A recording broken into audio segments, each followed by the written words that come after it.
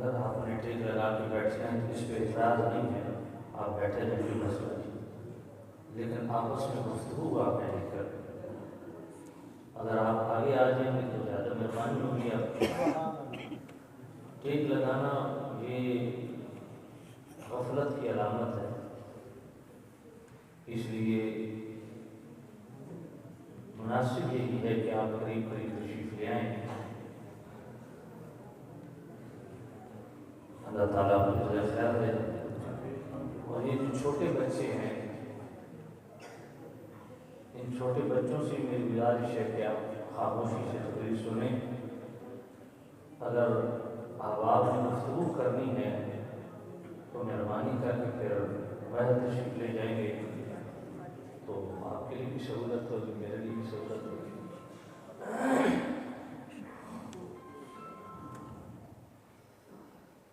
سامعین عزیز، قریب الرحیم نبی صلی اللہ علیہ وسلم کی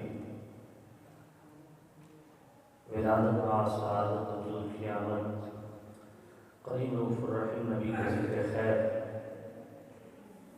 وہ سننے کی ہم جمع ہیں۔ اللہ تعالی ہم سب کی حاضری اپنی پاک بارگاہ میں قبول فرمائے، آمین۔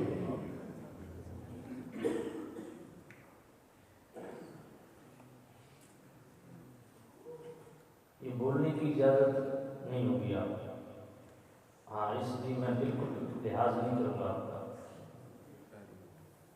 یہ میری طبیعت کا اثر انداز نہیں ہوتا کہ آپ غلط ہیں، کھوکھر جو بھی ہیں، آپ گھر ہیں، مسجد میں اللہ کے بندے بن کے بیٹھے۔ سبحان اللہ، سبحان اللہ، سبحان اللہ، کیا بات ہے۔ میں خود بھی امان ملک ہاں، تو سب کھوکھرو تو دونوں مولا علی دی اولاد ہے، تو تھوڑے طریقے نہ چاہیے۔ سبحان اللہ۔ ایک دفعہ بارہ کہوں میں نے یہی بیان کیا کہ کھوکھر بھی مولا علی کی اولاد ہے، تو اس میں مولوی نے فتوی لگا دی، پھر وہ کتابیں مجھے دکھانی پڑی کہ کھوکھر بھی مولا علی کی اولاد ہے۔ مسجد کے آداب ہیں، چاہے سید ہو، غیر سید ہو، کھوکھر ہو، عوام ہو، موچی ہو، نائی ہو، سب کے لیے برابر ہے۔ بے شک، بے شک، بے شک۔ اور آپ کی خوش بختی اور خوش نصیبی ہے کہ آپ کے اس علاقے میں اور اتنی خوبصورت مسجد میں آپ نے اتنی خوبصورت محفل سجائی۔ سبحان اللہ۔ آپ کا اخلاقی فرض بھی یہ ہے کہ آپ پوری توجہ سے میری گفتگو سنیں۔ سبحان اللہ، کیا بات ہے۔ جو آیت پاک میں نے آپ حضرات کی خدمت میں تلاوت کرنے میں شرف حاصل کیا، سورہ بقرہ کی آیت نمبر 129،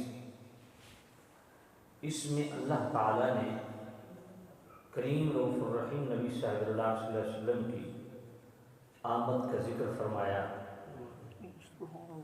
یہ قرآن مجید فرقان حمید کا سورہ بقرہ آیت نمبر 129 ہے۔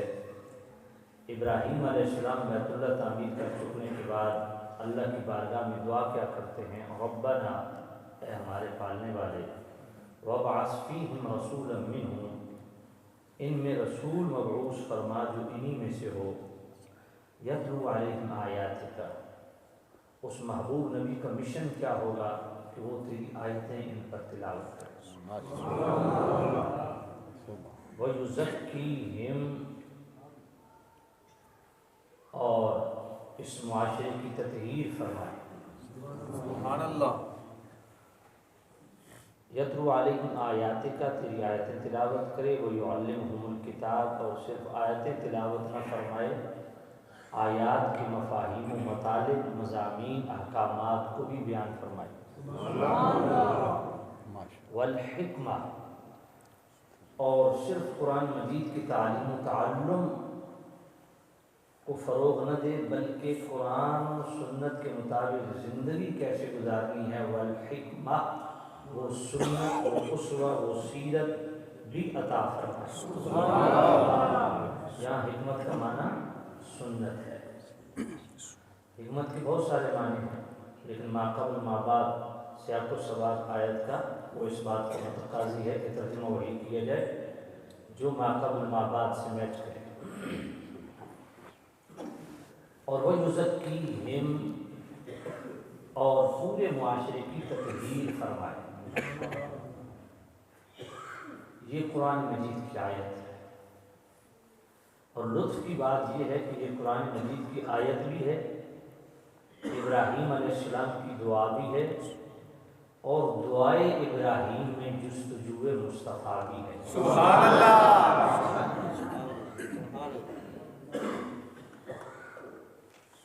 اور گویا ابراہیم علیہ السلام نے کریم رؤوف الرحیم نبی صلی اللہ علیہ وسلم کا کلمہ پڑھنے والوں کو یہ ترغیب دلائی، تعلیم دی کہ تم اللہ سے صحت مانگتے ہو، مغفرت مانگتے ہو، رزق مانگتے ہو، اولاد مانگتے ہو، اچھا مکان مانگتے ہو، رزق حلال میں فراخی کی دعائیں کرتے ہو، اللہ سے سب کچھ مانگتے ہو، لیکن ان سب سے پہلے اللہ سے مصطفیٰ کو مانگو۔ سبحان اللہ، کیا بات۔ بہت بڑی دعا ہے یہ، کوٹھیاں، یہ بنگلے، یہ کاریں، یہ دھن دولت، یہ علم، یہ جناب والا ہنر، صحت، سب کچھ بعد میں ہے۔ سب سے بڑی نعمت، نعمت عظمیٰ، نعمت کبریٰ ذات مصطفیٰ ہے۔ اس لیے میں اپنے نوجوانوں کی خدمت میں عرض کرتا ہوں، نوجوانوں، اللہ سے مصطفیٰ کریم کی محبت، حضور کا عشق، حضور کی مجلس، اپنے محبوب نبی سے لگاؤ، ذات رسول کو مانگا کرو۔ سبحان اللہ۔ اور مصطفیٰ کریم صاحب اللہ صلی اللہ علیہ وسلم سے بھی ہم نعمتوں کا سوال کرتے ہیں، محمد سائل فلا تنہر کے تحت، اور انا اعطیناک الکوثر کے تحت ہمارا عقیدہ ہے کہ اللہ نے اپنے محبوب نبی کریم رؤوف الرحیم نبی کو کوثر عطا کیا۔ اور امام فخر الدین رازی فرماتے ہیں کہ کوثر کا اطلاق ہر فرد موجودات پہ بھی آتا ہے، ہر فرد ممکنات پہ بھی آتا ہے۔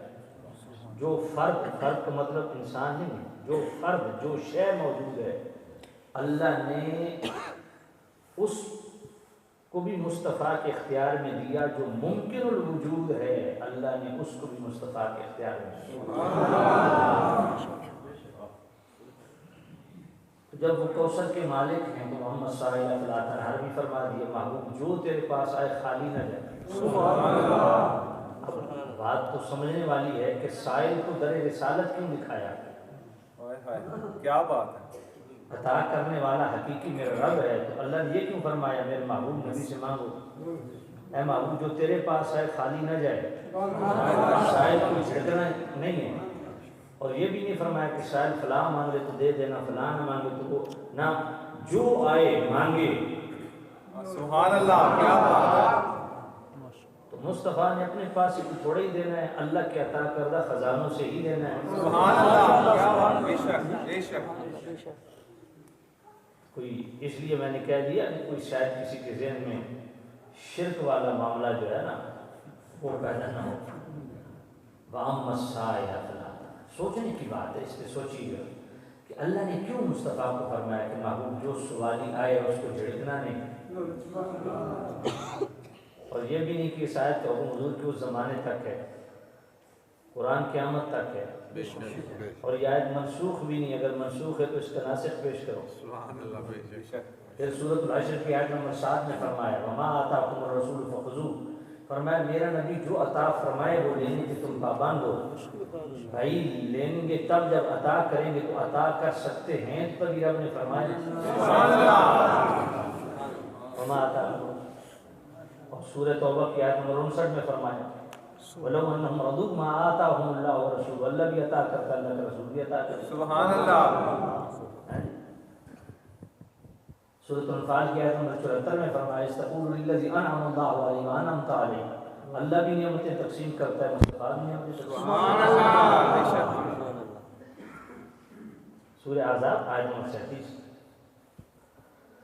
تو دوستو خیر میں عرض کر رہا تھا کہ اغناہم اللہ ورسولہ، یہ بھی سورہ توبہ ہے، اللہ بھی غنی کرتا ہے، اللہ کے رسول بھی غنی کرتا ہے۔ خیر، تو رب سے مصطفیٰ کو مانگنا اور مصطفیٰ سے مصطفیٰ کو مانگنا۔ سبحان اللہ، سبحان اللہ۔ کبھی مسلم شریف پڑھو نا، مسلم شریف کی بڑی مشہور حدیث ہے، حضرت ربیعہ رضی اللہ عنہ نے حضور کو وضو کروایا، حضور نے فرمایا سال ربیعہ ربیعہ مان، اب خود حضور نے فرمایا ربیعہ مان، یا نبی اللہ عطا کرنے والے آپ سے کیوں مانگوں؟ اور مانگا بھی تو کیا؟ اب کیا مانگا؟ ما فوق الاسباب ما تحت الاسباب، کہتے ہیں نبی عطا کرتا ہے پر ما تحت الاسباب کرتا ہے، ما فوق الاسباب، میں نے کہا جنت تو ما فوق الاسباب ہے۔ ہاں جی اللہ، تو صحابی رسول مسلم شریف کی حدیث حضرت ربیعہ رضی اللہ تعالی عنہ عرض کرتے ہیں اسألک مرافقتک فی الجنہ، محبوب نبی جنت میں آپ کی غلامی، آپ کی خادم خدمت چاہیے، جنت نہیں مانگی، حضور کی رفاقت، حضور سے حضور کو یہ ہے مصطفیٰ سے مصطفیٰ کو مانگنا۔ کیا بات، تو گویا صحابہ کے سامنے جنت بھی اتنی بڑی نعمت نہیں جتنی ذات مصطفیٰ ہے، جنت کی بھی باری بعد میں آتی ہے، تو جنت اسی کو ملے گی جو کریم رؤوف الرحیم نبی کی غلامی میں آئے۔ تو مصطفیٰ کریم صاحب علیہ وسلم کا اللہ سے سوال کرنا، طلب کرنا، آرزو کرنا، یہ شیوہ پیغمبری ہے۔ اس لیے محبت والے نے بڑی حسین بات کی ہے، آرزو آدم عیسیٰ تمہاری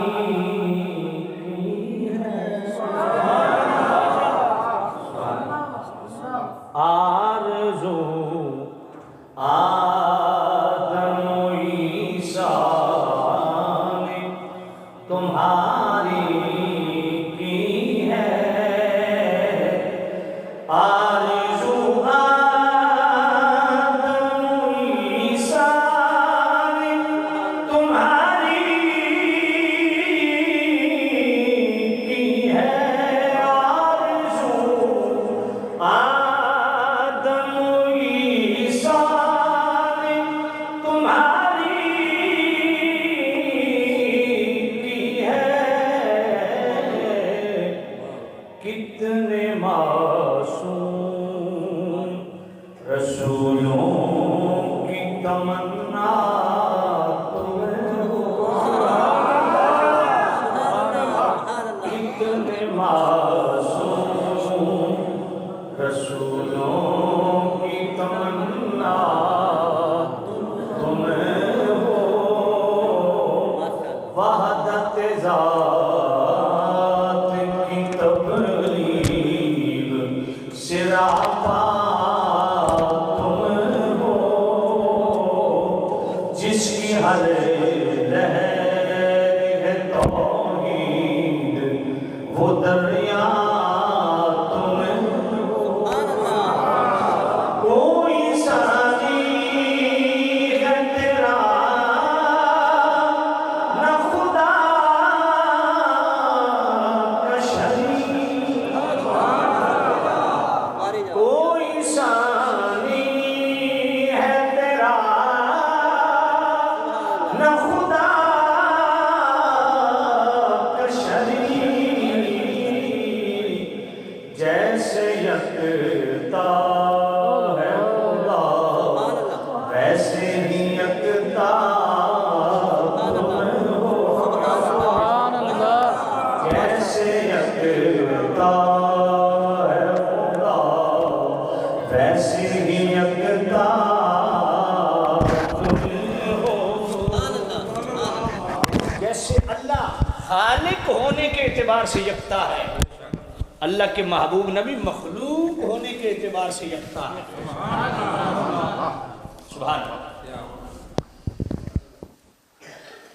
یہ حضرت ابراہیم علیہ السلام نے دعا کی، سورہ بقرہ آیت نمبر 129، اور دوسرا مسئلہ اسی آیت سے ریلیٹڈ سنیے، میرے کریم رؤوف الرحیم نبی صلی اللہ علیہ وسلم مسند احمد کی حدیث سے حضور نے فرمایا انا دعوت ابی ابراہیم، میں موسیٰ علیہ السلام کی دعا ہوں، مجھے ابراہیم علیہ السلام نے رب سے مانگا ہے، یہ ہے شان رسالت، کہ مصطفیٰ کو رب سے میں اور آپ نہیں مانگ رہے، نبی مانگ رہے ہیں۔ سبحان اللہ، کیا بات ہے۔ انا دعوت ابی ابراہیم، میں ابراہیم علیہ السلام کی دعا۔ اچھا یہ دعا کب کر رہے ہیں؟ خانہ کعبہ کی تعمیر کے بعد، یعنی کریم رؤوف الرحیم نبی صلی اللہ علیہ وسلم کی دنیا میں تشریف لانے سے 2700 سال پہلے۔ جی بالکل، تو گویا ابھی مصطفیٰ کریم دنیا میں تشریف لائے نہیں، اللہ کے گھر میں ذکر مصطفیٰ خود نبی کر رہے ہیں۔ کیا بات ہے، کیا بے شک۔ مصطفیٰ کریم تو ابھی دنیا میں تشریف لائے نہیں۔ اچھا ذکر صفت ہے، صفت موصوف کے تابع ہوتی ہے، موصوف ہوتا ہے تو صفت ہوتی ہے۔ تو جب مصطفیٰ ہی نہیں تو صفت کا کیا مطلب ہے؟ اس پہ میرا 2.5 گھنٹے کا خطاب ہے کہ مصطفیٰ کب سے ہیں۔ میں اس طرف نہیں جاتا، وہ الگ موضوع ہے۔ تو سامع رشید شاہ دیکھو نا، ابراہیم علیہ السلام دعا کر رہے ہیں آخر الزمان نبی کی۔ تو بھئی ابراہیم علیہ السلام کو یقیناً پتہ تھا کہ آخر الزمان نبی نے آنا ہے، تو گویا ابراہیم علیہ السلام کو پہلے بتا دیا گیا، اور ابھی آئے نہیں تو ابراہیم علیہ السلام ان کی آمد کا خود ذکر کر رہے ہیں۔ بات پہلے پڑھی کہ نہیں؟ آمد رسول کے ٹائٹل سے محفل کرنا یہ تو ابراہیم علیہ السلام کی سنت ہے۔ حضور کی آمد کا تذکرہ کرنا، اس ٹائٹل سے محفل کرنا، یہ تو نبی پاک صلی اللہ علیہ وسلم کی جناب والا آمد کے ٹائٹل سے۔ اچھا قرآن مجید مزے کی بات یہ ہے، نہ 48 نہ 50 پورے 49 مقامات پہ مصطفیٰ کریم کی آمد کا ذکر خود رب نے فرمایا۔ تو رسول اللہ صلی اللہ علیہ وسلم کی آمد کا ذکر کرنا یہ نبیوں کا طریقہ ہے۔ اس لیے مومن وہ ہے جو خوش ہو کے حضور کی آمد کا ذکر کرتا ہے۔ سبحان اللہ۔ ابراہیم علیہ السلام نے دعا کی کس موقع پہ؟ بڑی خاص پوائنٹ ہے، سورہ بقرہ آیت نمبر 129۔ کس موقع پہ؟ بیت اللہ تعمیر کر چکنے کے بعد۔ تو گویا ابراہیم علیہ السلام نے بتا دیا کہ اللہ کا گھر تعمیر کرو تو اس کا افتتاح ذکر مصطفیٰ سے کیا کرو۔ بات پلے نہیں پڑی آپ؟ یہ مخلوق کس جنگل سے اٹھ کے آئی ہے جس کو ذکر رسول بھی تکلیف دیتا ہے، حضور کی آمد بھی تکلیف دیتی ہے؟ میں نے کہا اپنا علاج کرواؤ، پٹری سے اتر گئے ہو۔ ذکر رسول سن کے خوش ہونا اور ذکر رسول کر کے خوش ہونا یہ نبیوں کا طریقہ ہے۔ اور پھر کس موقع پہ؟ ان المساجد اللہ فلا تدعوا مع اللہ، جو دوسروں کی مسجد کے باہر لکھا ہوتا ہے، اور اس کا جو غلط مفہوم کشید کرتے ہیں ان کی خدمت میں یہ سوال ہے، خدمت میں نہیں، انہوں نے منہ تے مارو یہ سوال، انہوں کو قرآن دا غلط مفہوم کشید کر دے ہو، مسجد دے فرنٹ تے آیت لکھی کیوں نے؟ فلا تدعوا مع اللہ، کیا لکھتے ہیں؟ ان المساجد للہ فلا تدعوا مع اللہ، مسجد اللہ کے گھر ہیں، تو بھئی کیا مطلب؟ فرمایا اس میں غیر اللہ کو مت پکارو۔ اور اعتراض اصل ہوتا کیا ہے کہ نہ نعت پڑھو نہ یا رسول اللہ کہو۔ تو میں نے کہا تمہارا تو جناب والا بانڈا پھوڑ دیا ابراہیم علیہ السلام نے، وہ اللہ کے گھر کو بنا کے افتتاح ہی ذکر مصطفیٰ سے کر رہے ہیں۔ اور یہ میں سینہ تان کے ٹھوک بجا کے لکھ کے مور لگا کے دیتا ہوں کہ مسجد کا افتتاح ذکر مصطفیٰ سے کرنا یہ ابراہیم علیہ السلام کی سنت ہے۔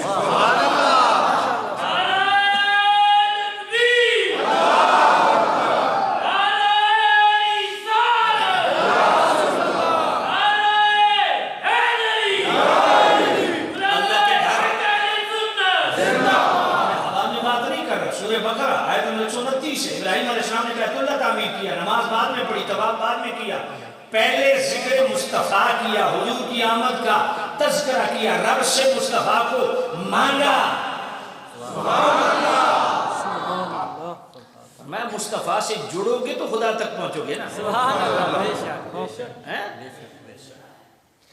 تو اللہ کے گھر تعمیر کرنا اللہ کا گھر اور اس کے افتتاح ذکر مصطفیٰ سے کرنا، حضور کی آمد کا ذکر کرنا، یہ کس کی سنت ہے جی؟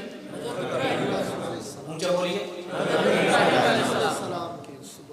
سبحان اللہ۔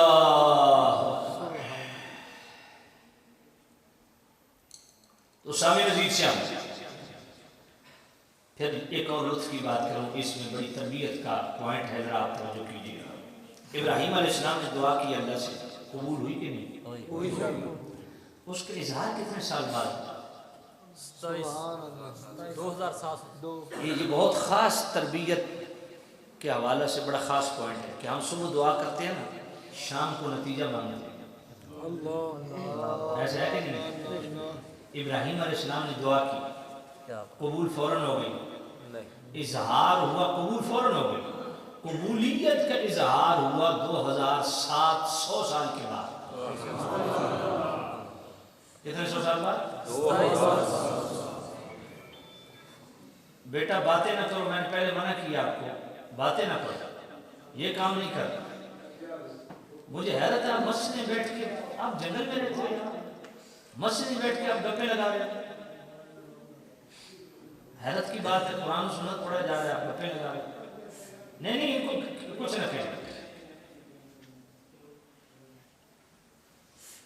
نہیں مقصد یہ نہیں جہاں بھی بیٹھے ہیں آپ، لیکن یار یہ طریقہ کار ہے، میں بیان کر رہا ہوں، آپ آپس میں باتیں کر رہے ہیں، جب اللہ رسول کی بات ہو تو پھر آپس کی بات بھی جچتا نہیں نا، بالکل ایسا نہ کریں۔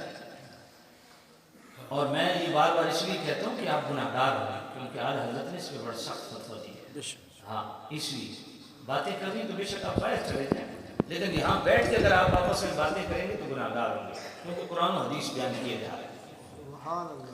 تو ابراہیم علیہ السلام نے دعا کی، مصطفیٰ کریم کی آمد کی، قبول فوراً ہو گئی، لیکن قبولیت کا اظہار کتنے 100 سال بعد ہوا؟ 2700 سال بعد۔ یہاں اس میں ہماری تربیت کیا ہے؟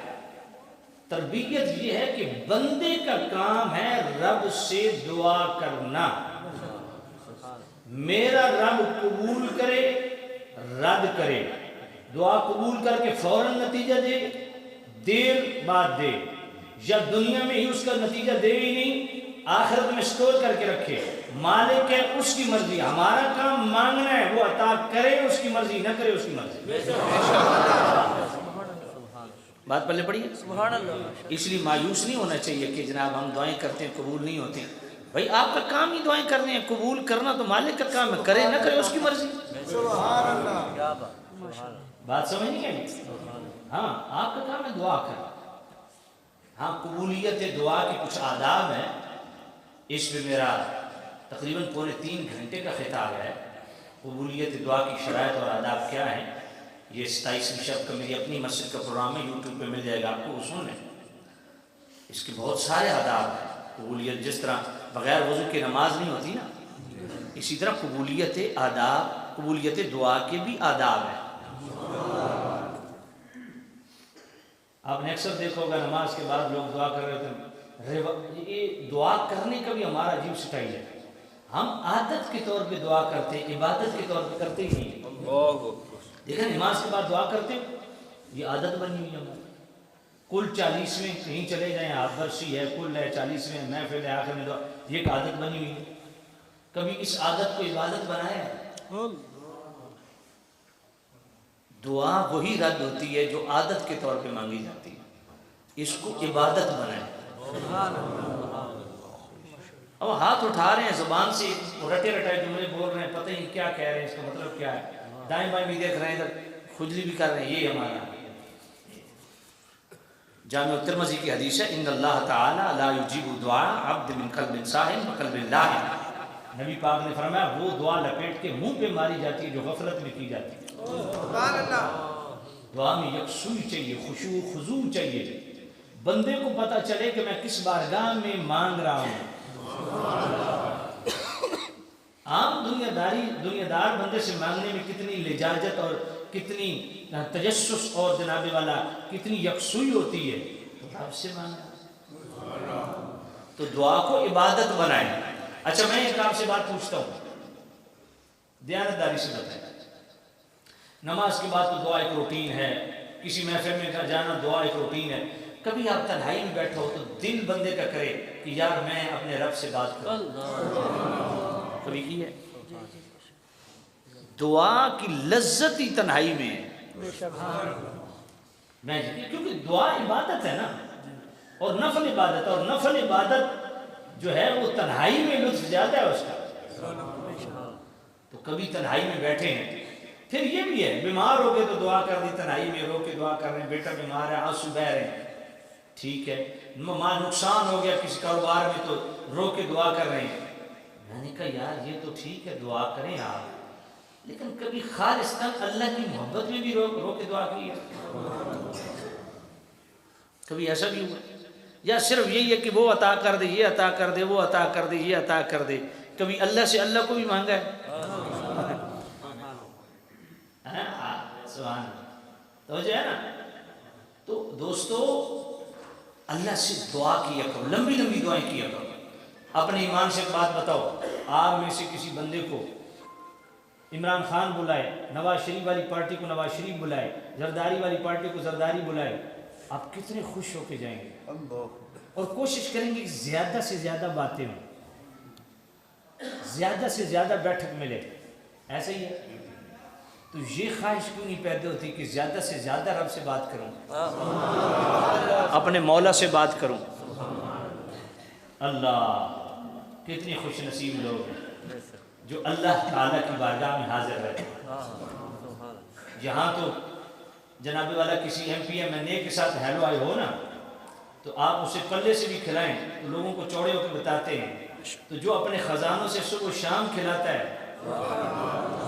وہ 5 وقت بلاتا ہے آپ کو, حی علی الصلاۃ, حی علی الفلاح. یہ کیا ہے؟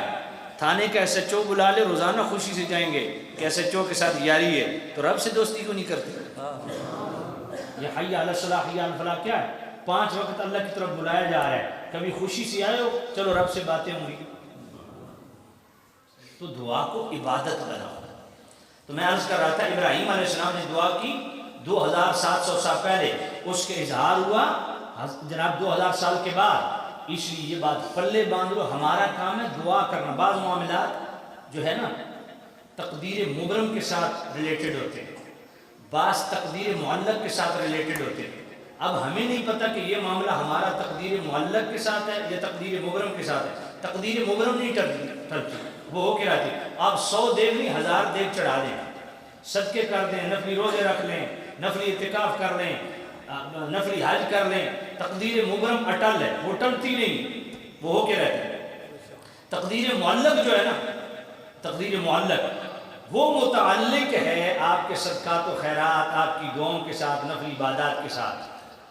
اللہ تعالیٰ چاہتا ہے کہ یہ بندہ مجھ سے مانگے, یہ بندہ میرے بارگاہ میں خیرات کرے, تو میں یہ تقدیر میں اس کا یہ معاملہ سیدھا کر دوں گا. اب ہمیں نہیں پتہ کہ یہ معاملہ تقدیر معلق سے یا تقدیر مبرم سے, اس لیے ہمیں مانگنا ہے رب سے.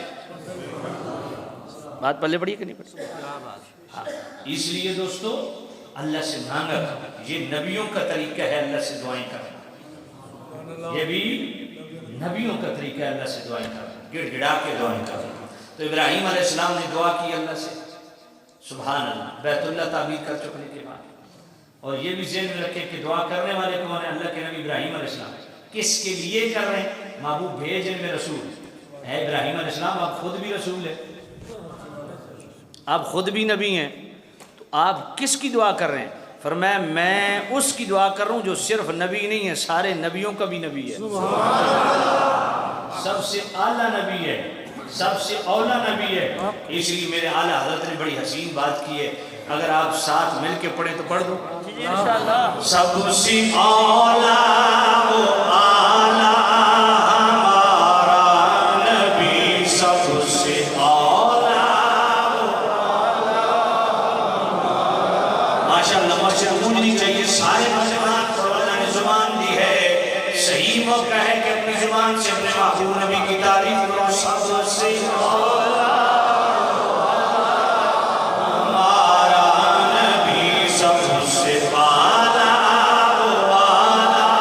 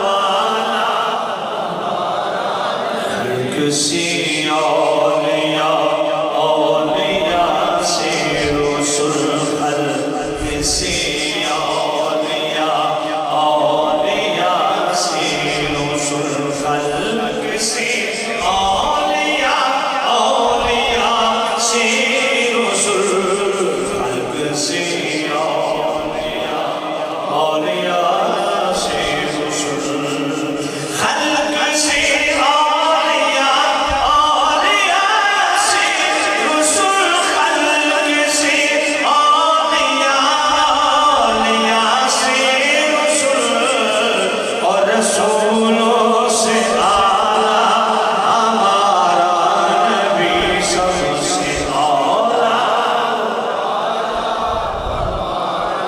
کرم بدلی رسولوں کی ہوتی رہی، کرم بدلی رسولوں کی ہوتی رہی، کرم بدلی رسولوں کی ہوتی رہی، کرم بدلی رسولوں کی ہوتی رہی، کرم بدلی رسولوں کی ہوتی رہی، کرم بدلی رسولوں کی ہوتی رہی، چاند بدلی سے نکلا ہمارا نبی سب سے ہمارا نبی سب سے بالا، کون دیتا ہے دینے کو منہ چاہیے، کون دیتا ہے دینے کو منہ چاہیے، کون دیتا ہے دینے کو منہ چاہیے، کون دیتا ہے دینے کو منہ چاہیے، کون دیتا ہے دینے کو منہ چاہیے، کون دیتا ہے دینے کو منہ چاہیے، دینے والا ہے سچا ہمارا نبی سب سے جس کی دو بوند ہیں کوثر و سلسبیل، جس کی دو بوند ہیں کوثر و سلسبیل، جس کی دو بوند ہیں کوثر و سلسبیل، جس کی دو بوند ہیں کوثر و سلسبیل، جس کی دو بوند ہیں کوثر و سلسبیل، جس کی دو بوند ہیں کوثر و سلسبیل، ہے وہ رحمت کا دریا ہمارا نبی سب سے ہمارا نبی سب سے ہم زدوں کو رضا مجھتا دیجیے کہ ہے، ہم زدوں کو رضا مجھتا دیجیے کہ ہے، ہم زدوں کو رضا مجھتا دیجیے کہ ہے، ہم زدوں کو رضا مجھتا دیجیے کہ ہے، ہم زدوں کو رضا مجھتا دیجیے کہ ہے، ہم زدوں کو رضا مجھتا دیجیے کہ ہے، ہم زدوں کو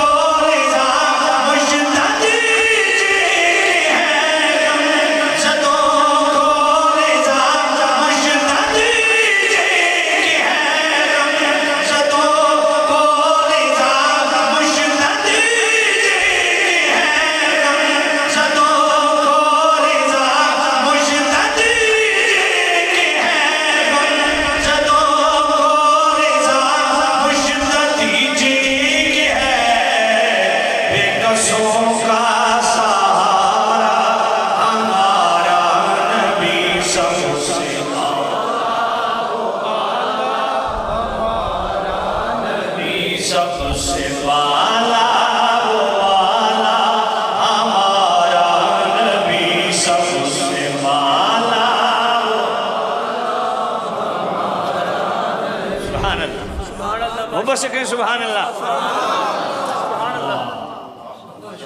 کیا بات ماشاء ابراہیم علیہ السلام نے دعا کی. اس کو بند کر. ابراہیم علیہ السلام نے دعا کی. پنکھا چلانا تو پیچھے چلا لیں ذرا تھوڑا, تو گلے پہ ہوا پڑتی. ابراہیم علیہ السلام نے گویا امت محمدیہ کو یہ سبق دیا, تربیت دی, تعلیم دی کہ لوگوں اللہ کے گھر صرف ذکر اللہ سے آباد نہیں ہوتے, ذکر اللہ کے ساتھ خوش ہو کے ذکر مصطفیٰ بھی کیا کرو. ابراہیم علیہ السلام نے یہ بھی تعلیم دی کہ مصطفیٰ کی چاہت رب سے مانگا کرو, حضور کی طالب بنو, حضور کی آرزو کیا کرو, مصطفیٰ کی محبت, محبوب نبی کا عشق, میرے محبوب نبی سے دل لگی, حضور کا پیار رب سے مانگا کرو. اور یہ بھی ابراہیم علیہ السلام نے ہمیں سکھا دیا کہ دیکھو میں نبی ہوں لیکن رب سے وہ مانگ رہا ہوں جو امام الانبیاء. سبحان اللہ. اور اس کے اندر مانگا کیا؟ سبحان اللہ. یہ فرائض رسالت, یتلو علیہم آیاتہ ویعلمہم الکتاب والحکمت ویزکیہم, یہ فرائض رسالت. بعض وہ فرائض ہیں جو مصطفیٰ پہ فرض ہے امت پہ نہیں, بعض وہ فرائض ہیں جو امت پہ فرض ہے مصطفیٰ پہ نہیں, بعض وہ ممنوع اور حرام چیزیں جو امت کے لیے مصطفیٰ کے لیے نہیں, بعض وہ ہیں جو مصطفیٰ کے لیے امت کے لیے نہیں. جی ہاں, سورہ احزاب آیت نمبر 50, قد علمنا ما فرضنا علیہم فی ازواجہم وما ملکت ایمانہم. اس کے تحت تمام مفسرین تفصیلات بیان کی ہیں. میں نمونے کے طور پہ ایک دو عرض کر دوں. نماز تہجد کو لے لیجیے, پہلے مصطفیٰ پہ فرض تھی, اور بعض مفسرین اس طرف گئے کہ ساری زندگی فرض رہی ہے, لیکن جمہور اس طرف گئے کہ نہیں, وَمِنَ اللَّيْلِ فَتَہجد بھی نافلۃ لک, اس کے بعد یہ نفلی بن گئی. اسی طرح مصطفیٰ کریم پر فرض ہے کہ شرعی فقیر مقروض ہو, فوت ہو جائے, تو مصطفیٰ کریم پر فرض ہے کہ وسعت اور خوشحالی کے دور میں اس فقیر کا قرض بھی اتاریں اور اس کے آل و عیال کی کفالت بھی فرمائیں. اسی طرح دنیاوی امور میں, دینی امور میں نہیں, کیونکہ دینی امور وہی کتابیں ہوتے ہیں, دنیاوی امور میں وَأَمْرُهُمْ شُورَىٰ بَيْنُهُمْ کے تحت مصطفیٰ پہ فرض ہے اصحاب رائے سے مشاورت کرنا. اسی طرح وَأَمَّا السَّائِلَ فَلَا تَنْهَرْ کے تحت فرض ہے کہ مصطفیٰ سے جو بندہ سوال کرے, جس چیز کا سوال کرے وہ چیز اس وقت میرے کریم رؤوف الرحیم نبی کے پاس ہو تو اس کو عطا کرنا مصطفیٰ پر فرض ہے. وَأَمَّا بِنِعْمَةِ رَبِّكَ فَحَدِّثْ کے تحت مصطفیٰ پہ فرض ہے اللہ کی نعمتوں کا ذکر کرے. مصطفیٰ کریم پر فرض ہے کہ حضور کے سامنے اگر کوئی بندہ غلط بات کرے تو فوراً اسی موقع پہ اس کی اصلاح کرنا مصطفیٰ کریم پر فرض ہے. یا ایھا الرسول بلغ ما انزل الیک کے تحت مصطفیٰ کریم پر فرض ہے لوگوں تک قرآن مجید کو پہنچانا. ما انزلنا علیک الذکر لتبین للناس ما نزل الیہم کے تحت مصطفیٰ پہ فرض ہے, صرف قرآن پہنچانا فرض نہیں, قرآن کے احکامات قولاً عملاً امت مصطفیٰ کو ڈیلیور کرنا یہ مصطفیٰ کریم پر فرض ہے. یہ فرائض رسالت. اور یہی فرائض رسالت سورہ بقرہ کی آیت نمبر 129 میں بھی ہے, سورہ بقرہ کی آیت نمبر 151 میں بھی ہے, سورہ آل عمران کی آیت نمبر 165 میں بھی ہے, سورہ جمعہ کی آیت نمبر 1 اور 2 اور 3 میں بھی ہے. میں 2 آیتیں بیچ سے چھوڑ رہا ہوں, سورہ جمعہ کی آیت نمبر 2 اور 3 ملا کے پڑھ لیتا ہوں. قرآن سن کے ذرا ذوق لیجیے. سبحان اللہ, کیا بات, پڑھ لیں. سبحان اللہ, سبحان لگائیں گے انشاءاللہ. هو الذي بعث في الأمين رسولا منهم يتلو عليهم آياته ويزكيهم ويعلمهم الكتاب والحكمة وإن كانوا من قبل لفي ضلال مبين.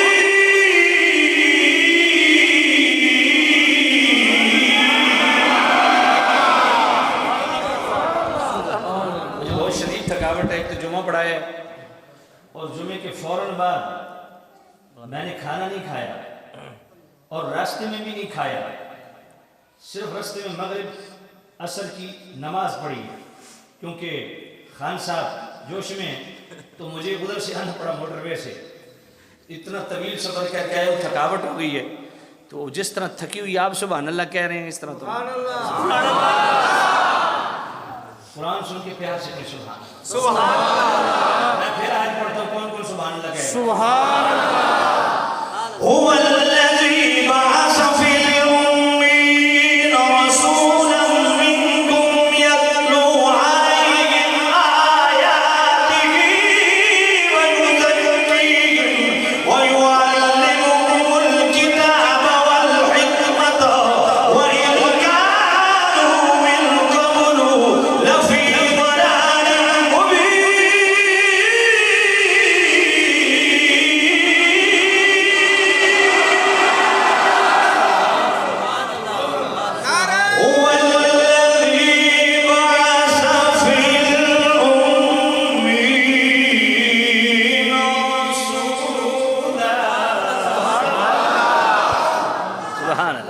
کیا بات ہے، کیا بات ہے، ماشاءاللہ۔ نوجوانوں قرآن سنو، دل سے سنو، یہاں قرآن کو دل میں جگہ دو۔ هو الذي بعث في الأمين رسولا، سبحان اللہ۔ هو الذي بعث في الأمين رسولا منكم يتلو عليهم آياته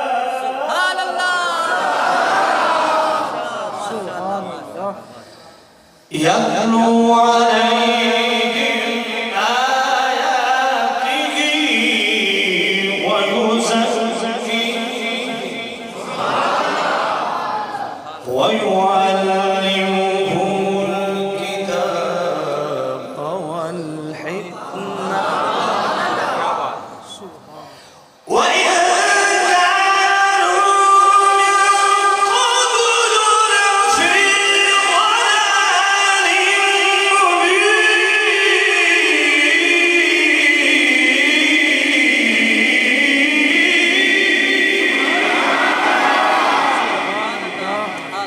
كانوا سبحان اللہ۔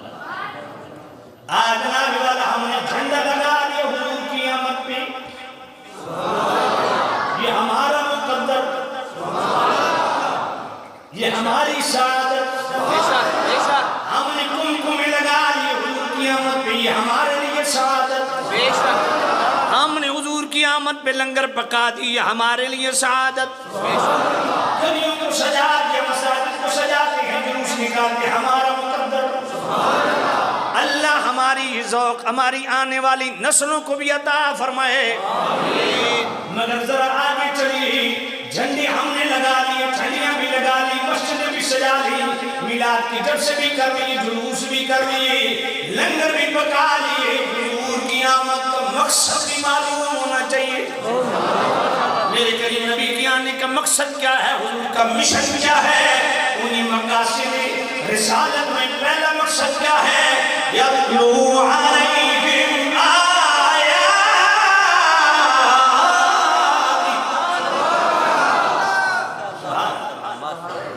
میرے محبوب نبی کی آمد کا مقصد یہ ہے کہ قرآن مجید کی تلاوت ہر مقام پہ، ہر جگہ، ہر مسجد میں، بازار میں، سماج جناب والا مکان میں، سفر و حضر میں، صبح و شام جلوت و خلوت میں قرآن کی تلاوت عام ہو۔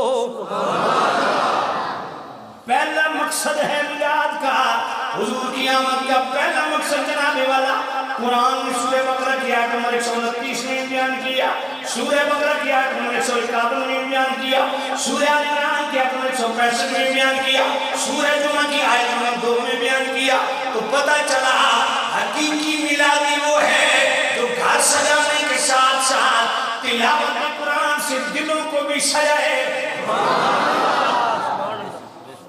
فرمایا میرا نبی اس لیے تشریف لایا ہے، قرآن مجید کی تلاوت امت کو سنائے، اور میرے کریم نبی کو خود تلاوت سے کتنی محبت سی، اللہ اکبر۔ میرے نبی کریم رؤوف الرحیم نبی ایک آیت پڑھتے پڑھتے پوری رات گزار دیتے ہیں۔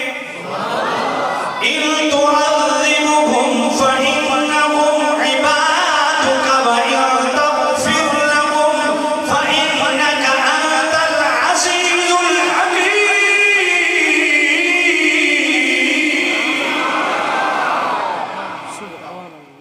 آیت پڑھتے پڑھتے حضور نے پوری رات گزار دی۔ کیا وجہ ہے؟ میں اس کو بد نصیبی نہ کہوں تو کیا کہوں، اس کو بدبختی نہ کہوں تو کیا کہوں؟ آج قرآن کا ختم صرف مرنے والے کے لیے، میت کے لیے کیوں؟ شادی پہ قرآن کیوں نہیں پڑھا جاتا؟ شادی پہ بچوں کو بلا کے گھر میں ختم شریف کیوں نہیں ہوتا؟ بات کر لینی پڑی آپ کی۔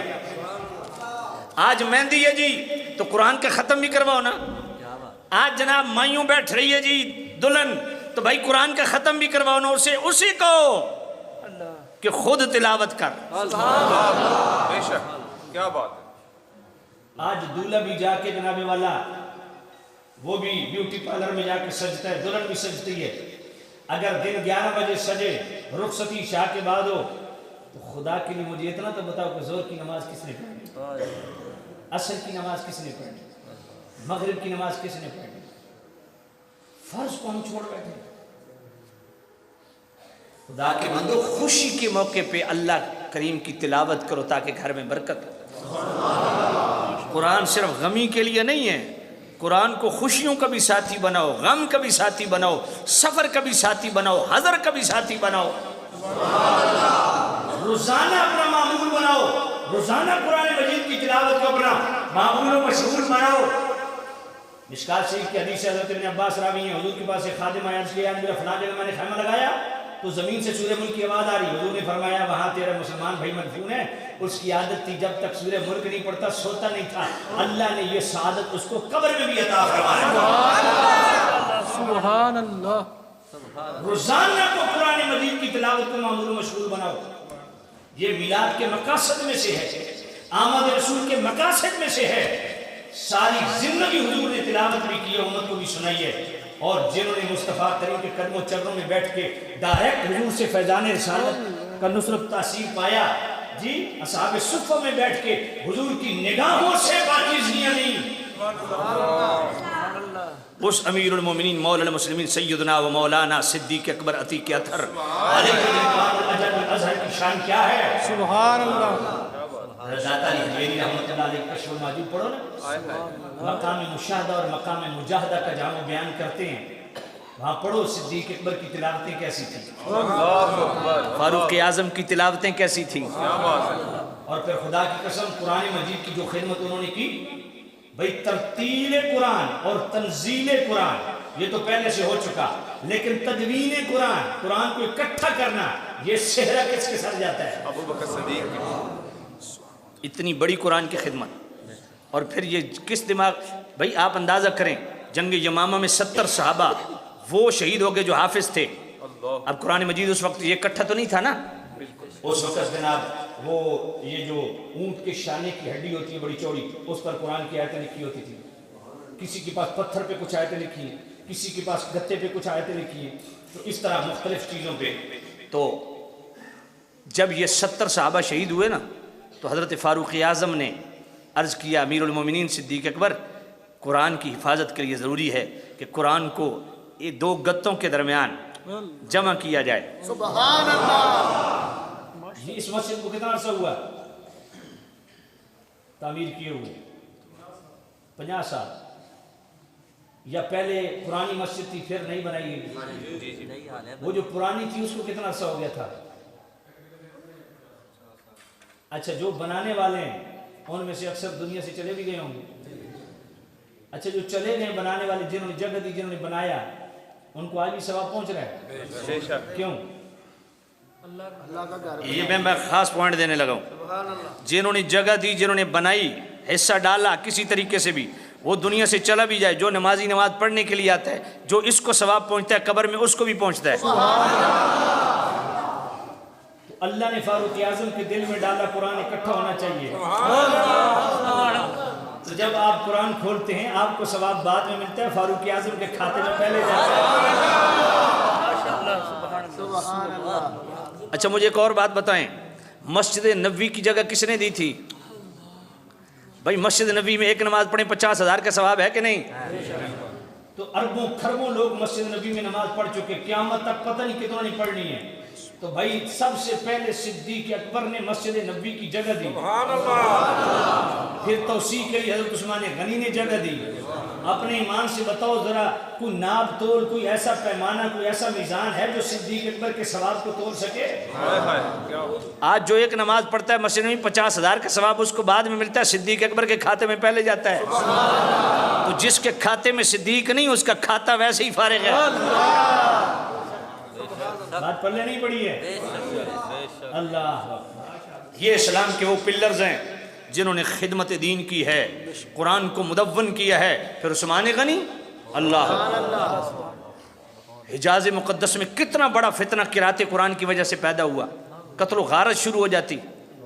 آپ نے جناب والا ایک قرأت پہ اکٹھا کیا امت کو، عربی لہجے پہ، عربی رسم الخط پہ اکٹھا کیا، تو یہ بہت بڑی خدمت تھی عثمان غنی رضی اللہ عنہ کی۔ اور آج جو آپ کے پاس قرآن ہے یہی حضرت عثمان غنی کی خدمت ہے۔ اور خود بھی شہادت ان کی کس وقت ہوئی؟ سمجھ نہیں آئی؟ قرآن مجید کی تلاوت کرتے ہیں، ہر صحابی نبی جنتی جنتی، ہر صحابی نبی جنتی جنتی۔ امیر المومنین مولا المسلمین سیدنا و مولانا علی المرتضی کرم اللہ تعالی وجہ الحسنی، میرے سیدی اعلیٰ حضرت امام اہل سنت امام رضا رحمۃ اللہ علیہ فتاوی رضوی شریف کی 7ویں جلد صفحہ 477 پہ لکھتے ہیں کہ مولا علی رکاب میں قدم رکھتے ہیں، رکاب تک قرآن ختم کر دیتے ہیں۔ آج مولائی زندگی بیت گئی، ڈھنگ سے قرآن ختم نہیں ہوتا۔ اور مولا علی کون ہے؟ جو رکاب سے رکاب تک قرآن ختم کرتے ہیں۔ اور اسی 7ویں جلد صفحہ 477 پہ شیخ علی مرصفی رحمۃ اللہ علیہ، ان کا اعلی حضرت خود لکھتے ہیں کہ وہ ایک دن میں 3,60,000 قرآن ختم کرتے تھے۔ یہ ان کی کرامت تھی، آپ اپنے پہ قیاس نہ کریں۔ وہ جیل میں لگڑ آر نا، ہر بندہ جناب وچ نہ ماڑیا کرو اپنے آپ نو، بات سمجھ نہیں آئی ہے، کرامت کی سمجھ نہیں ہے تو پھر بک بک کیوں کرتے بندے۔ اور بخاری کی حدیث ہے، مزے کی بات ہے، اعلیٰ حضرت نے تسلی کے لیے 7 بخاری شریف کی حدیث مینشن کر دی کہ حضرت داؤد علیہ السلام جب سفر کے لیے نکلتے نا، آپ خادم کو کہتے کہ پلان اٹھا کے، وہ کاٹھی اٹھا کے سواری پہ رکھ، میں نے سواری کرنی ہے، جانا ہے، سفر کرنا ہے۔ یہ بخاری شریف کی حدیث ہے۔ تو جتنی دیر میں خادم وہ کاٹھی، وہ پلان، وہ زین اٹھا کے سواری پر رکھتا، اتنی دیر میں پوری زبور شریف حضرت داؤد تلاوت کر لیتا۔ بخاری شریف کی حدیث کتنی قرآن مجید سے ہوتی۔ اور امام عالی مقام کو دیکھو، دھڑ کر بلا میں پڑے، سر نیزے کی نوک پہ قرآن کی تلاوت۔ خواجہ غریب نواز معین الدین چشتی اجمیری، یہ ہمارے بزرگ ہیں، آج ان کے نام پہ 6 گھنٹے قوالیاں تو ہوتی ہیں، اور 5 منٹ تلاوت اور 6 گھنٹے قوالی۔ اور جب میں ایسے پیروں کو میں ان پہ کرتا ہوں نا قوالی، تو لوگ ناراض ہوتے ہیں۔ میں نے کہا قرآن سے یہ سلوک کیوں ہے؟ 6 گھنٹے جناب والا قوالی جو نہ فرض ہے، نہ واجب ہے، نہ سنت ہے، نہ مستحب ہے، زیادہ سے زیادہ آپ اس کو صرف چشتیہ کے ہاں مباح قرار دے سکتے ہیں، وہ کار ثواب کام نہیں ہے۔ بات پڑھنے پڑی ہے کہ نہیں؟ اور اس پہ 6 گھنٹے، اور جس قرآن کو سیکھنا فرض ہے اس کو کتنا ٹائم ہے؟ یہ اور ہم کرتے بھی کیا ہے، دکان کھولی تو ساتھ موبائل پہ تلاوت لگا دی، ادھر جھاڑ پھونک بھی ہو رہی ہے، ادھر تلاوت بھی چل رہی ہے، توجہ تلاوت کی طرف کوئی نہیں۔ جناب تلاوت نکلے، جناب والا گاڑی نکالی گھر سے، بس صرف تلاوت برکت کے لیے، برکت کے لیے۔ یار کوئی سیکھنے کے لیے بھی تلاوت کرو نا۔ بات پڑھنے پڑی ہے کہ نہیں؟ تو سامنے خواجہ غریب نواز معین الدین چشتی اجمیری روزانہ 2 قرآن ختم کرتے تھے۔ سبحان اللہ، کیا بات ہے۔ پہلے روزانہ 2 قرآن ختم کرو نا، پھر میں نال بیٹھ کے قوالی سن سا۔ یہ کیوں نہیں روایت تمہیں یاد؟ یہ ریفرنس کیوں نہیں یاد تمہیں؟ پھر خواجہ غریب نواز کی ایک صاحبزادی تھی سیدہ زکیہ، انہوں نے 4000 عورتوں کو 7 عشرہ کے ساتھ قرآن پڑھایا۔ بابا فرید کے دربار پہ جاؤ، میں پرسوں گیا، بابا فرید سے آگے پیر غنی روڈ پہ میرا خطاب تھا، پاک پتن شریف سے آگے، تو واپسی پہ 3 بجے بھی دھڑ دھڑ دھڑ دھڑلہ ہو رہی ہے، آگے 5-7 عورتیں بیٹھتی ہیں اور جناب ہو رہی ہے، بالکل شرن ناجائز اور حرام ہے۔ بھئی قوالی بھی سننی ہے تو شرائط کے ساتھ سنو نا، جو شرائط ہے ان کو پورا کرو پہلے۔ غیر محرم عورتیں سامنے بیٹھی ہیں اور قوال جناب ادھر مزے لے رہا ہے، ادھر قوالی والے پاس گھٹ تعلق ہے، ہورن پہ جناب زیادہ کر رہا ہے۔ گل پڑھ پئی کوئی نہیں، کیا تماشا بن گیا ہے۔ بابا فرید کے مزار پہ جو کچھ ہو رہا ہے، پتہ ہے بابا فرید خود کون ہے؟ جو واد کا مخرج ہے اس فن کا بر صغیر میں استاد تھا بابا فرید. ہاں اللہ والوں غوث پاک ہیں, غوث سمدانی قطب ربانی شیخ عبد القادر جیلانی الحسنی والحسینی رضی اللہ. اخبار الاخیار شیخ محقق کی پڑھیں آپ. 15 سال تک حضرت غوث پاک جن کے نام کی ہم 11ویں کھاتے ہیں, لنگر کھاتے ہیں, 15 سال تک عشاء سے لے کے فجر تک آپ نے 15 سال لگاتار قرآن ختم کیا. نفلوں میں یہ وہ ہستیاں تھیں جن کو ہم ماننے والے ہیں, اور ہماری حالت کیا ہے, کھول کے کبھی قرآن دیکھیں گے. اس لیے مقاصد میلاد میں سے پہلا مقصد ہے قرآن سے جڑو, قرآن کی تلاوت کرو, قرآن کا علم حاصل کرو. قرآن ہم سے تقاضا کیا کرتا ہے؟ تلاوت قرآن. یتلو علیہم آیاتہ. دوسرا وَیُزَکِّیہم, فرمایا میرے محبوب نبی آئے ہیں پورے معاشرے کی تطہیر کرنے, پاک کرنے. جو مصطفیٰ سے جڑ گیا وہ پاک ہو گیا. حضور کے والدین بھی پاک, حضور کی ازواج مطہرات بھی پاک, اور ازواج سے ہونے والی اولاد رسول بھی پاک, حضور کے اصحاب بھی پاک, حضور کا نسب بھی پاک, حضور کی نسبت بھی پاک. کریم رؤوف الرحیم نبی صلی اللہ علیہ وسلم کا منصوب اشیاء اشخاص جو چیز ڈائریکٹ انڈائریکٹ ہر حضور کی نسبت کا ادب کرنا, حیا کرنا, یہ سنی کے کھاتے میں آیا. سبحان الحمدللہ. اس لیے صحابہ بھی پاک ہیں, اہل بیت بھی پاک. اگر آپ اجازت دیں تو میں 2 آیتیں پڑھ لوں. سبحان اللہ. سورہ احزاب آیت نمبر 33 اللہ کا قرآن. وَقَرْنَ فِي بُيُوتِكُنَّ وَلَا تَبَرَّجْنَ تَبَرُّجَ الْجَاهِلِيَّةِ الْأُولَىٰ وَأَقِمْنَ الصَّلَاةَ وَآتِينَ الزَّكَاةَ وَأَطِعْنَ اللَّهَ وَرَسُولَهُ إِنَّمَا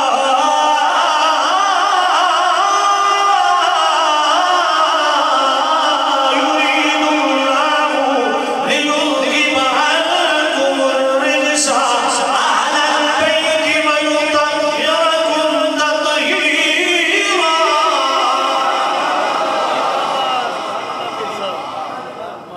إِنَّمَا يُرِيدُ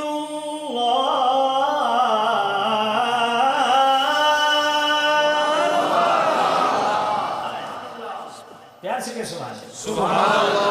إِنَّمَا يُرِيدُ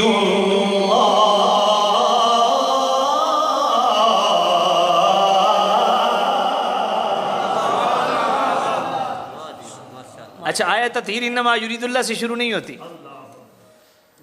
ہاں سورہ احزاب آیت نمبر 33 انما یرید اللہ سے شروع نہیں ہوتی. وقرن فی بیوتکن, میں نے پوری پڑھی ہے. وقرن فی بیوتکن ولا تبرجن تبرج الجاہلیۃ الاولیٰ. میرے نبی کے غلاموں نوجوانوں سنو,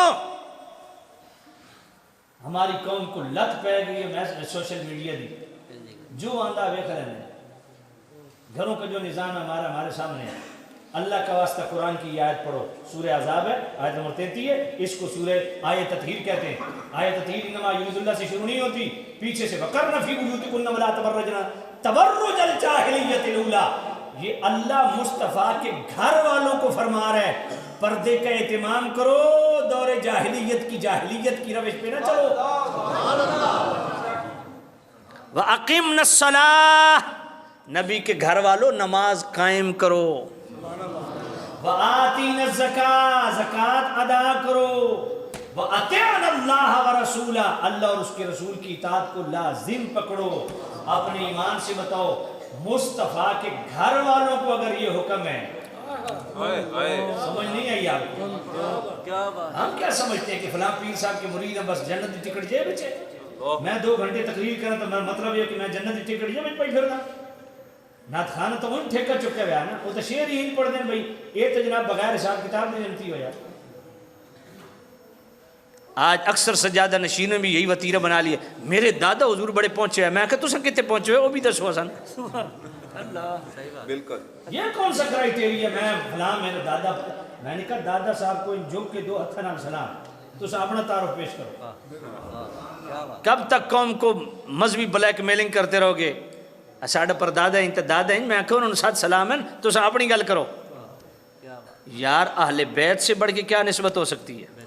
بے شک اور اہل بیت بھی آج کے نہیں، وہ اہل بیت جو شرف صحابیت بھی رکھتے تھے، اللہ اکبر میرے نبی کے گھر والے، حضور کے قدموں چرنوں میں رہنے والی وہ ازواج مطہرات، حضور کی بیٹیاں، مولا علی، وہ اہل بیت، ان کو قرآن کہہ رہا ہے نبی کے گھر والوں پردے کی پابندی کرو۔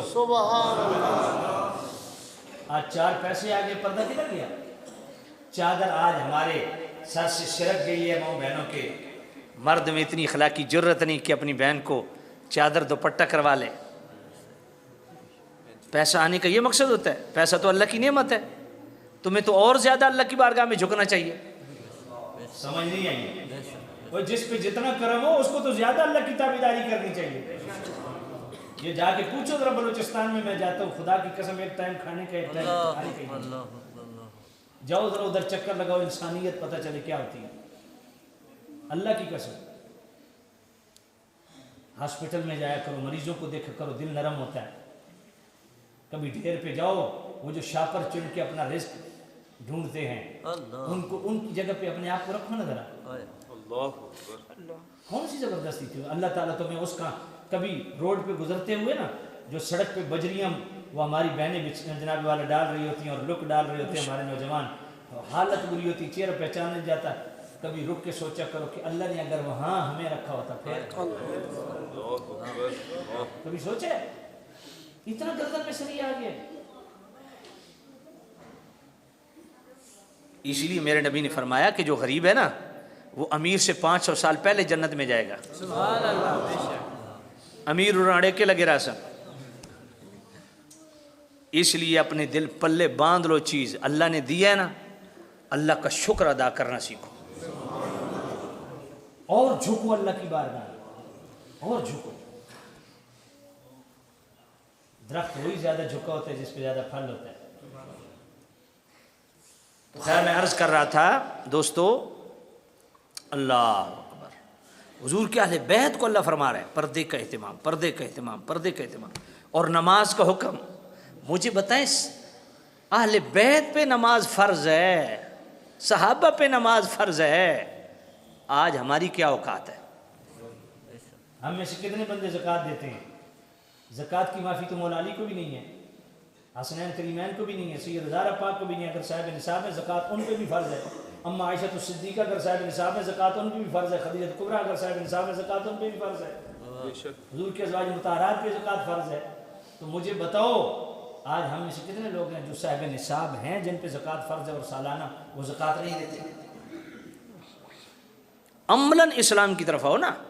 تو میں عرض کر رہا ہوں دوستو، اللہ اکبر، اللہ نبی کے گھر والوں کو حکم دیتا ہے پردے کا، نماز قائم کرنے کا، زکوٰۃ ادا کرنے کا، وَأَطِعْنَا اللَّهَ وَرَسُولَهُ۔ مجھے بتاؤ اہل بیت کا کوئی چارہ گزارا ہے اللہ اور اس کے رسول کی اطاعت کے بغیر؟ جب ان پر اللہ رسول کی اطاعت لازم ہے تو ہم کون ہیں؟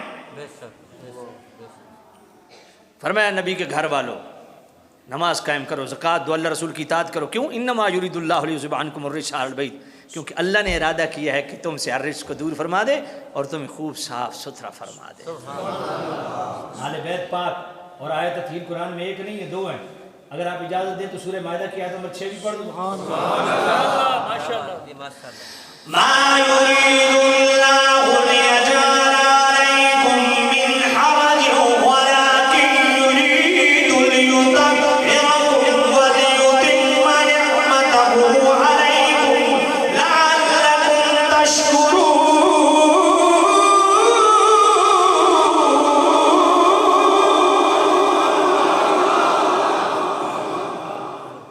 جتنی خوبصورت آپ نے مسجد بنائی ہے اللہ تعالیٰ جنت میں اس سے کہیں زیادہ خوبصورت آپ کو گھر عطا فرمائے۔ آمین۔ حضرت عثمان غنی رضی اللہ تعالیٰ عنہ نے بڑی خوبصورت ایک مسجد بنائی اپنے دور میں، تو صحابہ نے کہا عثمان غنی یہ کیا کر رہے ہو، اتنا خرچ کر رہے ہو اتنی خوبصورت مسجد، یہ تو حضور نے تو نہیں بنائی۔ فرمایا میں نے حضور سے سنا، حضور نے فرمایا جو جتنی خوبصورت مسجد بنائے گا اتنی خوبصورت جنت میں گھر ملے گا۔ سبحان اللہ۔ تو اس خوبصورت مسجد میں ایسی خوبصورت سبحان اللہ بھی ہونی چاہیے۔ سبحان اللہ۔ اور اتنی خوبصورتی سے دل لگا کے قرآن سنو. شعر و شاعری سنتے رہتے ہو یار, اللہ کا کلام سننے کا ماحول بناؤ. سبحان اللہ. پھر پڑھ دوں. ماشاءاللہ. میں چاہتا ہوں ایک دفعہ ایسی سبحان اللہ مجھے سنائی دے نا کہ اسلام آباد تک جناب والے بھینی بھینی خوشبو لیتا جاؤں میں. سبحان اللہ. پڑھو قرآن. سبھی سبحان اللہ کہو گے. سبحان اللہ. ما يريد الله ليجعل عليكم من حرج ولكن يريد ليطهركم وليتم نعمته عليكم لعلكم تشكرون.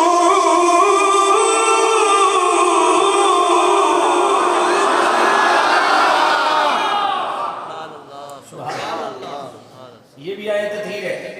وہ آل بیت کے لیے آیت تطہیر تھی سورہ احزاب آیت نمبر 33. یہ آیت تطہیر ہے سورہ مائدہ آیت نمبر 6 صحابہ کے لیے. سبحان اللہ. لیکن آپ نے کبھی سنی ہو تو یہ آیت کیوں نہیں پڑھی جاتی, آدھا کام کیوں کیا جاتا ہے. یہ سورہ مائدہ آیت نمبر 6 گھر جا کے چیک کر لیں. اللہ نے فرمایا میرے محبوب نبی کے غلاموں صحابہ اللہ تعالیٰ تمہارے لیے تنگی پسند نہیں کرتا. وَلَٰكِن يُرِيدُ لِيُطَهِّرَكُمْ, اللہ تعالیٰ تمہارے لیے طہارت کا ارادہ فرماتا ہے. اب یریدو کے لفظ ادھر بھی ہیں ادھر بھی ہیں, یطہرو کے لفظ ادھر بھی ہیں ادھر بھی ہیں. لفظ بھی ایک جیسے ہے بھی اللہ کا قرآن, معنی بھی ایک جیسا, مفہوم بھی ایک جیسا. تو پھر مسلمان بھی وہی ہے جو صحابہ کی طہارت کو بیان کرے تو دل کھول کے, آل بیت کی طہارت کو بیان کرے تو دل کھول کے. اچھا لطف کی بات یہ ہے کہ آل بیت کی طہارت جو ہے نا وہ طہارت پہ آیت ختم ہو گئی, وہ یطہرکم تطہیرا اس پہ آیت ختم ہو گئی. لیکن صحابہ کی طہارت پہ آیت ختم نہیں ہوئی. وَلَٰكِن يُرِيدُ لِيُطَهِّرَكُمْ یہاں آیت ختم نہیں ہوئی. وَلِيُتِمَّ نِعْمَتَهُ عَلَيْكُمْ, اے میرے نبی کے صحابہ اللہ تعالیٰ تمہارے لیے طہارت کا بھی ارادہ فرماتا ہے اور اپنی نعمتوں کو تم پر تمام فرمانے کا بھی ارادہ فرماتا ہے. سبحان اللہ. سبحان اللہ. سبحان اللہ. اور اگر آپ اجازت دیں تو سورہ توبہ کی آیت نمبر 12 بھی پڑھ دوں. خُذْ مِنْ أَمْوَالِهِمْ صَدَقَةً تُطَهِّرُهُمْ وَتُزَكِّيهِمْ بِهَا وَصَلِّ عَلَيْهِمْ إِنَّ صَلَاتَكَ سَكَنٌ لَهُمْ. محبوب نبی آپ صحابہ سے صدقات وصول کیجئے. خُذْ مِنْ أَمْوَالِهِمْ صَدَقَةً, پھر کیا کر رہے ہیں, تُطَهِّرُهُمْ وَتُزَكِّيهِمْ, ان کو طہارت بھی عطا فرمائیں اور ان کا تزکیہ بھی فرمائیں. میرا سوال یہ کہ کیا میرے کریم رؤوف الرحیم نبی نے کوئی حوض بنایا ویسے بھائی صحابی نے پکڑے ڈبکی دی تھی جا تو پاک ہو گیا؟ بولو نہیں, اپنی نگاہوں سے پاک فرما. سبحان اللہ. اللہ مصطفیٰ کو فرمائے ان کو پاک کریں تو مصطفیٰ نے نہیں کیا ہوگا. سبحان اللہ. اگر آپ اجازت دیں تو سورہ فتح کی آیت نمبر 26 بھی پڑھ دو. وَأَلْزَمَهُمْ كَلِمَةَ التَّقْوَىٰ وَكَانُوا أَحَقَّ بِهَا.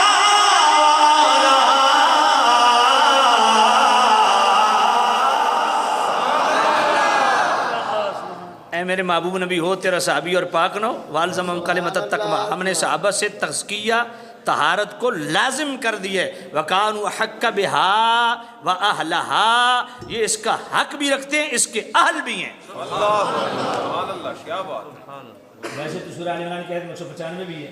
سبحان اللہ. اور اس طرح تو پھر سورہ آل عمران کی آیت 129 بھی بنتی ہے, سورہ آل عمران کی آیت 151 بھی بنتی ہے, سورہ آل عمران کی سورہ بقرہ کی آیت 129 بھی بنتی ہے, آیت 151 بھی بنتی ہے, سورہ آل عمران کی آیت 165 بھی بنتی ہے, سورہ جمعہ کی آیت نمبر 2 بھی بنتی ہے. کیونکہ میرے محبوب نبی کی آمد کا مقصد کیا ہے؟ تطہیر. سبحان اللہ. سبحان اللہ. سبحان اللہ. بات پلے پڑیے کہ نہیں؟ اس لیے پلے باندھ مسلک کے حق اہل سنت و جماعت حنفی بریلوی وہ ہے جو حضور کے والدین کو بھی پاک سمجھتا ہے, حضور کی ازواج مطہرات کو بھی پاک سمجھتا ہے, ازواج رسول سے ہونے والی اولاد رسول کو بھی پاک سمجھتا ہے, حضور کے اصحاب کو بھی پاک سمجھتا ہے. بات پڑھیے گا. اور اس طہارت کا مطلب معصومیت بھی نہیں ہے. اس طہارت کا مطلب یہ ہے کہ اللہ نے دنیا کے رجز سے, کینہ, بغض, حسد, ان چیزوں سے اللہ نے ان کے دلوں کو پاک فرما دیا. بات پہلے پڑھے گی. اور ہمارے لیے کیا تعلیم ہے؟ ہمارے لیے بھی تعلیم یہی ہے کہ اس معاشرے کی تطہیر ان کو دو طریقے سے میرے نبی نے طہارت بخشی صحابہ کو، جس طرح سورہ بقرہ کی آیت 1951 میں کما ارسلنا فیکم رسولا منکم یتلو علیکم آیاتنا ویزکیکم ویعلمکم الکتاب والحکمت ویعلمکم ما لم تکونوا تعلمون۔ قاضی ثناء اللہ پانی پتی صاحب تفسیر مظہری فرماتے ہیں کہ یعلم ایک سطر میں 2 مرتبہ آیا ہے، ویعلمکم الکتاب والحکمہ، مصطفیٰ کریم کتابوں قرآن و حدیث کی تعلیم دینے کے لیے آئے، اور آگے کیا فرمایا وَيُعَلِّمُكُم مَّا لَمْ تَكُونُوا تَعْلَمُونَ، محبوب نبی وہ تعلیم دینے آئے جو تم نہیں جانتے۔ تو قاضی ثناء اللہ پانی پتی رحمۃ اللہ علیہ فرماتے ہیں یعلمکم الکتاب سے کوئی اور علم ہے اور وَيُعَلِّمُكُم مَّا لَمْ تَكُونُوا تَعْلَمُونَ سے کوئی اور علم ہے؟ فرمایا ہاں، یعلمکم الکتاب سے قرآن مجید کے ظاہری مفاہیم و مطالب ہیں، اور وَيُعَلِّمُكُم مَّا لَمْ تَكُونُوا تَعْلَمُونَ یہ قرآن کا باطن ہے جو سینہ مصطفیٰ سے نگاہ مصطفیٰ سے ڈائریکٹ سبحان جس کو علم لدنی کہتے ہیں۔ سبحان اللہ۔ میرے کریم رؤوف الرحیم نبی نے دونوں صورتوں میں امت کو فیض یاب فرمایا۔ قرآن مجید، قرآن و سنت کے ظاہری مفاہیم و مطالب یہ بھی جناب والا بیان فرمایا، اور اپنے باطن کی روشنی فیض یاب فرمایا، پوری امت کو تطہیر عطا فرمائی اپنی نگاہوں سے۔ اور آج اس معاشرے کی تطہیر کا باعث قرآن و سنت ہے، اور یہ مصطفیٰ کے در کی خیرات ہے۔ اپنی ازدواجی زندگی ہو، خانگی زندگی ہو، خاندانی زندگی ہو، معاشی زندگی ہو، معاشرتی زندگی ہو، تمہارے کاروبار حیات ہوں، تمہارے جلوت و خلوت ہوں، تمہاری جناب والا شب و روز ہوں، تمہاری سنگت ہو، عادات ہوں، اطوار ہوں، اقدار ہوں، تہذیب ہو، تمدن ہو، خانگی زندگی سے لے کے سیاسی ایوانوں تک اللہ اور اس کے رسول کو مقصود امت کی طہارت ہے، اور اس طہارت کا مظہر قرآن و سنت ہے۔ اس لیے فرمایا یا ایھا الذین آمنوا لا تقدموا بین یدی اللہ ورسولہ، سورہ حجرات کی پہلی آیت۔ فرمایا ایمان والو اللہ رسول کے آگے نہ بڑھو۔ آگے نہ بڑھنے کا مطلب کیا ہے؟ لا تقولوا خلاف الکتاب والسنہ، کتاب و سنت کے خلاف نہ چلو۔ سبحان اللہ۔ آج ہر جگہ خاص طور پہ شادیوں کے موقع پہ جو ہلڑ بازی ہوتی ہے، اکثر شادیوں میں میں نے یہ بھی سنا ہے شراب بھی چلتی ہے، خسرے بھی ناچتے ہیں۔ استغفر اللہ۔ حیرت ہے، میرے نبی نے کیوں فرمایا النکاح من سنتی، نکاح میری سنت ہے؟ یہ کیوں فرمایا؟ بھئی عقد تو پہلے سے ہوتا آ رہا ہے نا، میرے نبی نے یہ کیوں فرمایا؟ اس لیے فرمایا کہ حضور کو پتہ تھا میری امت لغویات میں پڑ جائے گی، گانے بجانے میں پڑ جائے گی، ناچ گانے میں پڑ جائے گی، خلاف اشارہ کاموں میں پڑ جائے گی، شادی کے موقع پہ ہلڑ بازی ہوگی، شادی کے موقع پہ جناب والا جام چھلکیں گے شراب کے، شادی کے موقع پہ حرام کاری ہوگی۔ یہ نبی پاک کو پتہ تھا، اس لیے حضور نے فرمایا نکاح میری سنت ہے۔ سنت پاکیزہ ہوتی ہے جب پاکیزہ سنت کی ادائیگی ہو، اس میں خباثت کو، پلیدی کو شامل نہ کریں۔ اللہ اکبر، اللہ۔ اپنی شادیوں کو پاک رکھیں۔ اور میں خراج تحسین پیش کرتا ہوں اپنے بلال بھائی کو، اللہ ان کو برکت دے، انہوں نے اپنی شادی کے موقع پہ مصطفیٰ کریم کے ذکر کی محفل سجائی۔ یہ اس علاقے کے لیے نہیں، پوری امت کے لیے یہ پیغام ہے، اپنی شادیوں کو خوشگوار بناؤ پر اللہ رسول کو خوش کر کے۔ اور اللہ رسول کی خوشی اس میں ہے کہ شادیوں پہ بھی قرآن پڑھا جائے، شادیوں پہ بھی سنت مصطفیٰ کے درس ہو، شادیوں پہ بھی قرآن و حدیث کا بیان ہو۔ بات پہلے پڑھی۔ اور دوسرا، خاص طور پہ نبی پاک امت کے لیے طہارت کے لیے تشریف لائے، تو اس وقت طہارت خاص طور پہ شادی سے ریلیٹڈ کیا ہے؟ شادی سے ریلیٹڈ جتنے احکامات ہیں وہ علماء سے سیکھے جائیں، اور خاص طور پہ سورۃ النساء کی آیت نمبر 34 اور 35 کو ڈیٹیل سے پڑھا جائے اور تفسیر کے ساتھ پڑھا جائے۔ اور میں حقیقت آپ کو عرض کرتا ہوں، شوہر کو پتہ ہی نہیں ہے کہ مجھ پر کیا لازم ہے، دلہن کو پتہ ہی نہیں ہے کہ اور مرد کے معاملے میں مجھ پر کیا لازم ہے، اسی وجہ سے ان بیلنس سارا معاملہ چلتا ہے۔ مرد تہیہ کر لے کہ میں نے اپنی بیوی کے ساتھ اسی طرح ازدواجی معاملات رکھنے ہیں جس طرح مجھے شریعت نے پابند کیا۔ عورت اس کو پابند کر لے اپنے آپ کو کہ میں نے اپنے شوہر کے ساتھ اسی طرح اپنی زندگی گزارنی ہے جس طرح شریعت نے مجھے پابند کیا۔ میں یقین سے کہتا ہوں گھر میں کبھی بے سکونی نہیں ہوگی۔ بے شک، بے شک۔ لیکن آج کل تو بڑا عجیب طوفان ہے، تربیت ہی ایسی دی جا رہی ہے۔ سورۃ النساء کی آیت نمبر 34 کے اندر اللہ نے کیا فرمایا؟ الرجال قوامون علی النساء، فرمایا شوہر کو، مرد کو عورتوں پر قوامون، قوامون قوام سے ہے، اور قوام قیام کا مبالغہ ہے، اس لیے جو منتظم ہوتا ہے اس کو قیم کہتے ہیں۔ اللہ لا الہ الا هو الحی القیوم، وہ خود بھی قائم رہنے والا ہے اور کائنات عالم کو قائم رکھنے والا ہے۔ اس لیے قوامون مرد کو کہا کہ پورے گھر کا سسٹم مرد کے ذمے ہے، عورت کے ذمے نہیں، اس لیے مرد کو یہ برتری دی۔ آج تو برابری کی سطح پہ باتیں ہو رہی ہیں نا، جو یہ کہتے ہیں کہ مرد عورت جناب والا بالکل ایکول ان کے حقوق ہیں، وہ بالکل قرآن و سنت کے خلاف زندگی گزار رہے ہیں۔ ان جاہلوں کو پتہ ہی نہیں، قرآن انہوں نے پڑھا ہی نہیں۔ الرجال قوامون علی النساء، سورۃ النساء آیت نمبر 34، اللہ فرماتا ہے ہم نے مردوں کو حاکم بنایا عورتوں پہ۔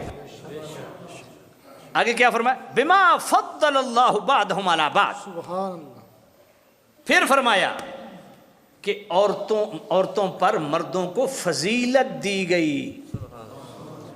صرف الرجال قوامون نہیں ہے، بما فضل اللہ بعضهم علی بعض، مردوں کو ہم نے عورتوں پر فضیلت دی ہے۔ فضیلت ایک ہوتی ہے کسبی، ایک ہوتی ہے بابی۔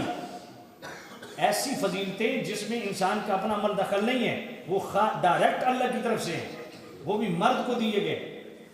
سبحان اللہ، بات پلے پڑی ہے کہ نہیں پڑی؟ تو بھائی میرے ویسے فضل اللہ بعضهم علی بعض، آگے کیا ہے؟ وَبِمَا أَنفَقُوا مِنْ أَمْوَالِهِمْ، فضیلت کی ایک وجہ یہ ہے کہ مرد عورت پر خرچ کرتا ہے۔ اگر مرد عورت پر خرچ کرنا چھوڑ دے تو فضیلت موقوف ہو جائے گی؟ نہیں، وہ ازل سے اللہ نے دے رکھی ہے۔ فضل اللہ، اللہ نے فضیلت دی۔ اللہ کا فضیلت دینا یہ اللہ کی صفت ہے، اس کا ارادہ ہے۔ جس طرح اس کی ذات قدیم ہے اسی طرح اس کی صفات بھی قدیم ہے۔ ابھی میاں بیوی کا رشتہ وجود میں بھی نہیں آیا تھا، انسان بنا ہی نہیں تھا، لیکن اللہ کے ارادے میں تھا کہ میاں بیوی کا ایک رشتہ ہوگا، اس میں فضیلت مرد کو ہوگی۔ سبحان اللہ، سبحان اللہ۔ اس لیے فضل اللہ بعضهم علی بعض، فرمایا مردوں کو عورتوں پر فضیلت دی۔ یہ فضیلت وہبی ہے، کسبی نہیں۔ ہاں یہ بات ذہن میں۔ اچھا آج تو بڑی عجیب بات ہے نا، کہتے ہیں اور جناب مرد کیسے عورت کی برابری کا؟ اے مبتی مافیا، آنٹیاں طلاق یافتہ گروہ نکلیاں ہوئی ہیں، انہوں نے اور کام ہی کوئی نہیں۔ کہتی ہے مرد اور عورت، مرد عورت کے سامنے بات کر سکتا ہے؟ میں نے کہا کیوں نہیں کر سکتا؟ کہا دیکھو مرد کو عورت نے جنا ہے۔ میں نے کہا اچھا، اس مرد کو عورت نے جنا ہے تو عورت کو کس نے جنا ہے؟ کہا اس کی ماں نے۔ میں نے کہا اس کو کس نے جنا ہے؟ کہا اس کی ماں نے۔ میں نے کہا اس کو کس نے جنا ہے؟ کہا اس کی ماں نے۔ میں نے کہا آخری ماں کون ہے؟ حضرت حوا۔ میں نے کہا حضرت حوا کو کس نے جنا ہے؟ سمجھ نہیں آئی؟ حضرت حوا کہاں سے آئی ہیں؟ حضرت آدم کے بطن سے۔ سمجھ نہیں آئی ہے؟ تو عورت اصل نہیں فرع ہے، مرد اصل ہے، عورت فرع ہے۔ سمجھ نہیں آئی ہے؟ سبحان اللہ، کیا بات۔ تو بھائی عورت کی بنیاد ہی مرد ہے۔ بات پہلے پڑھی کہ نہیں پڑھی؟ ہاں، مرد کو اللہ نے فضیلت دی۔ فضل اللہ بعض، اور فضل یہ باب تفاعل سے ہے، یعنی ایک معاملے میں فضیلت نہیں، کئی معاملے میں اللہ نے مرد کو فضیلت دی ہے۔ فضل اللہ بعضهم علی بعض وبما انفقوا من اموالهم، فرمایا مرد اس لیے بھی حاکم ہے، افضل ہے کہ وہ خرچ کرنے کا پابند ہے۔ عورت کروڑ پتی بھی ہو، عورت کے کھانے کا انتظام مرد کے ذمہ ہے۔ عورت ارب پتی بھی ہو، شوہر ریڑھی بھی لگاتا ہو، عورت پر فرض نہیں مرد کو کھلانا، مرد پر فرض ہے عورت کے نان نفقے کا انتظام کرنا۔ مرد پر فرض ہے حکمار، مرد پر فرض ہے جناب والا بیت سکنا، چاہے وہ مکان خرید کے دے یا کرائے پہ رکھے، مکان کا انتظام کرنا وہ کس کے ذمہ ہے؟ تو مکان تو مراد کوٹھی نہیں ہے 3 کروڑ والی، یہ بھی ذہن میں رکھیں۔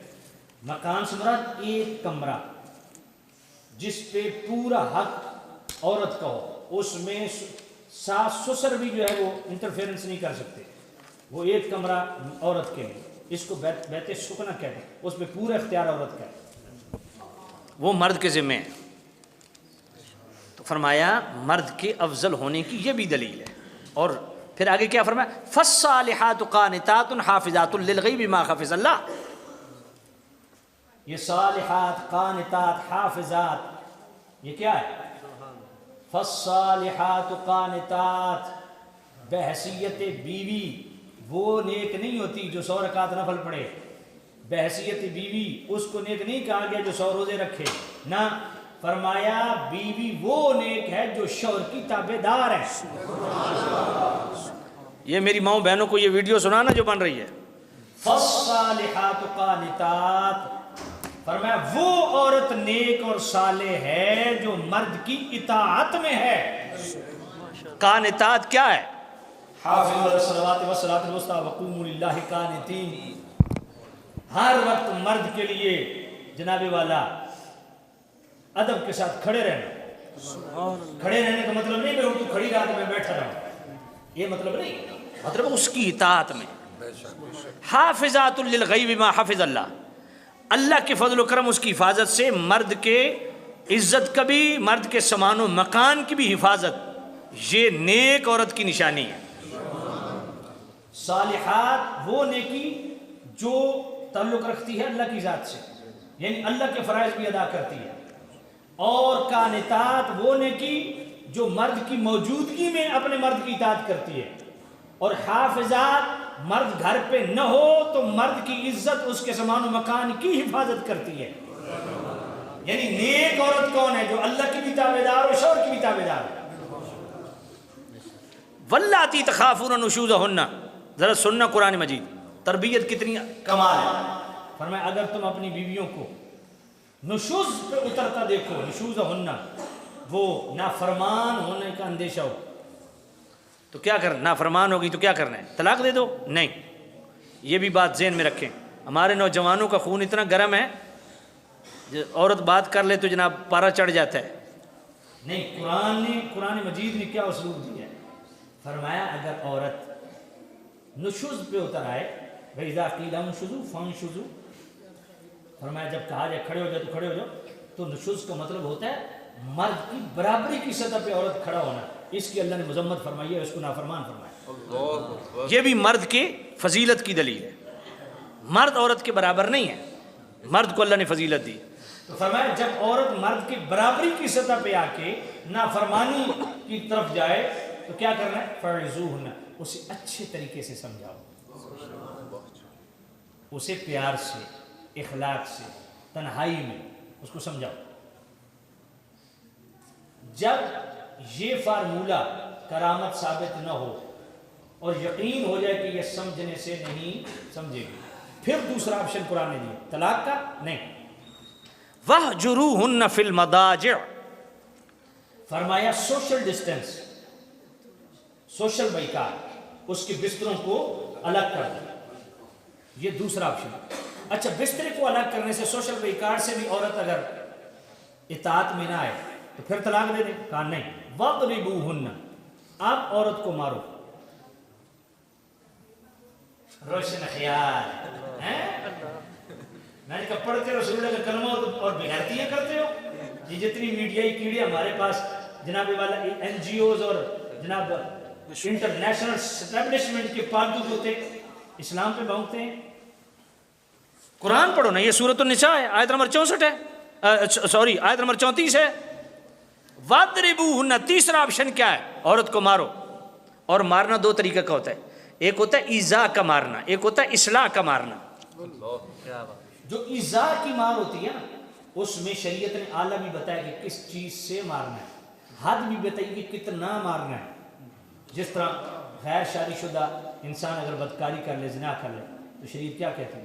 اس کو 100 کوڑے، 80 نہیں 100 کوڑے، اس کو کتنے مار؟ 100 کوڑے۔ اعلیٰ بھی بتایا کوڑا مارنے کتنے؟ 100۔ اسی طرح عفیفہ عورت، پاک دامن عورت پہ جو زنا کی تہمت لگائے تو وہ مفتری ہے، اس کی حد کیا ہے؟ 80 کوڑے۔ جو مولا علی کو ابوبکر اور عمر سے افضل سمجھے تو مولا علی نے کتنی سزا رکھی ہے؟ مفتری کی حد، لا اجد احدا فضلنی علی ابی بکر وعمر الا جلته المفتری۔ مولا علی نے فرمایا کہ جس نے مجھے ابوبکر عمر پر فضیلت دی اس کو میں اپنے ہاتھ سے 80 کوڑے لگاؤں گا، مفتری کی حد لگاؤں گا. بات پڑھی ہے. تو اعلیٰ بھی بتایا یہ ہے ایذا کی مار، ایک ہوتی ہے اصلاح کی مار. اصلاح کی مار یہ ہے، اس میں اعلیٰ نہیں بتایا اور پھر حد نہیں بتائی. اور پھر مزے کی بات یہ کہ اصلاح کی مار مارنے کی اجازت ہے، حکم نہیں ہے. صبر کر جو تو سبحان اللہ. کیا بات. اور پھر مارنے کی بھی جناب والا بتایا کہ 3 ضربوں سے زیادہ نہیں مار سکتے، اور ضرب بھی ایسی چیز سے مارو جس سے زخم نہ پڑے، نشان نہ پڑے. بات پہلے پڑھی ہے. ہاں یہ قرآن ہے بھائی، قرآن کی طرف آؤ. تو عورت اگر نافرمان ہو جائے فوراً طلاق کی طرف نہ جاؤ. اللہ فرماتا ہے اچھے طریقے سے سمجھاؤ، نہ سمجھے بستر الگ کر دو، نہ ہو تو پھر مار. کیونکہ بعض اوقات خوف بھی اطاعت کا باعث بنتا ہے. خوف بھی اطاعت کا باعث بنتا ہے، تو اس حد تک پھر مارنے کی اجازت ہے. اور اگر مار سے بھی کام نہ چلے پھر طلاق دے دیں. کہا نہیں، اللہ چاہتا ہے یہ جوڑ جڑا رہے. یہ جوڑ اللہ کے ہاں، شادی کا بندھن اللہ کے ہاں کتنی اہمیت رکھتا ہے. مالک نافرمان ہو طلاق دے دو، فرمان فیض نہ سمجھا، کیونکہ رب چاہتا ہے یہ جوڑ جڑا رہے. سمجھانے سے نہ سمجھے تو پھر طلاق دے دو. کہا نہیں، پھر اس کا بستر الگ کر دے. مالک اگر پھر بھی نہ سمجھے طلاق دے دو، فرمایا نہیں، اللہ کو پسند ہے تم جڑے رہو. اس کو اصلاح کی مارنا. اس سے بھی نہ سمجھے مالک اب تو 3 آپشن ہو گیا، اب کیا کروں، پھر طلاق دے دو. فرمایا نہیں. وَإِنْ خِفْتُمْ شِقَاقَ بَيْنِهِمَا فَابْعَثُوا حَكَمًا مِّنْ أَهْلِهِ وَحَكَمًا مِّنْ أَهْلِهَا. جب تمہارے ہاتھ سے معاملہ نکل جائے پھر بھی طلاق نہ دو، کیونکہ اللہ کو یہ جوڑ بڑا پسند ہے. اس لیے ایک حکم مرد کی طرف سے، ایک حکم عورت کی، سرپنچ وڈیرا برادری کا کوئی بزرگ، دونوں طرف سے بٹھا دیے جائیں، ایک مرد کی طرف سے ایک عورت کی. ان یریدا اصلاحا یوفق اللہ بینہما. اگر وہ ارادہ کر لیں کہ ہر صورت ان کی صلح کرنی ہے تو اللہ خود صلح کی صورت نکال لے. اللہ راستہ ہموار کر دے گا، تم آگے تو بڑھو. اس لیے اللہ تعالیٰ چاہتا ہے یہ بندھن جڑا رہے. اسی طرح فرمایا وعاشروہن بالمعروف، فرمایا عورتوں کے ساتھ حسن معاشرت اختیار کرنے کا حکم ہے.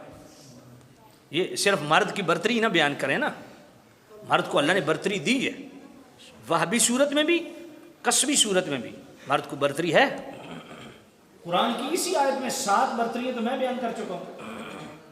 7 برتریاں تو میں بیان. الرجال قوامون علی النساء پہلی برتری، فضل اللہ بما فضل اللہ بعضهم دوسری برتری، وبما انفقوا من اموالهم تیسری برتری، فالصالحات قانتات.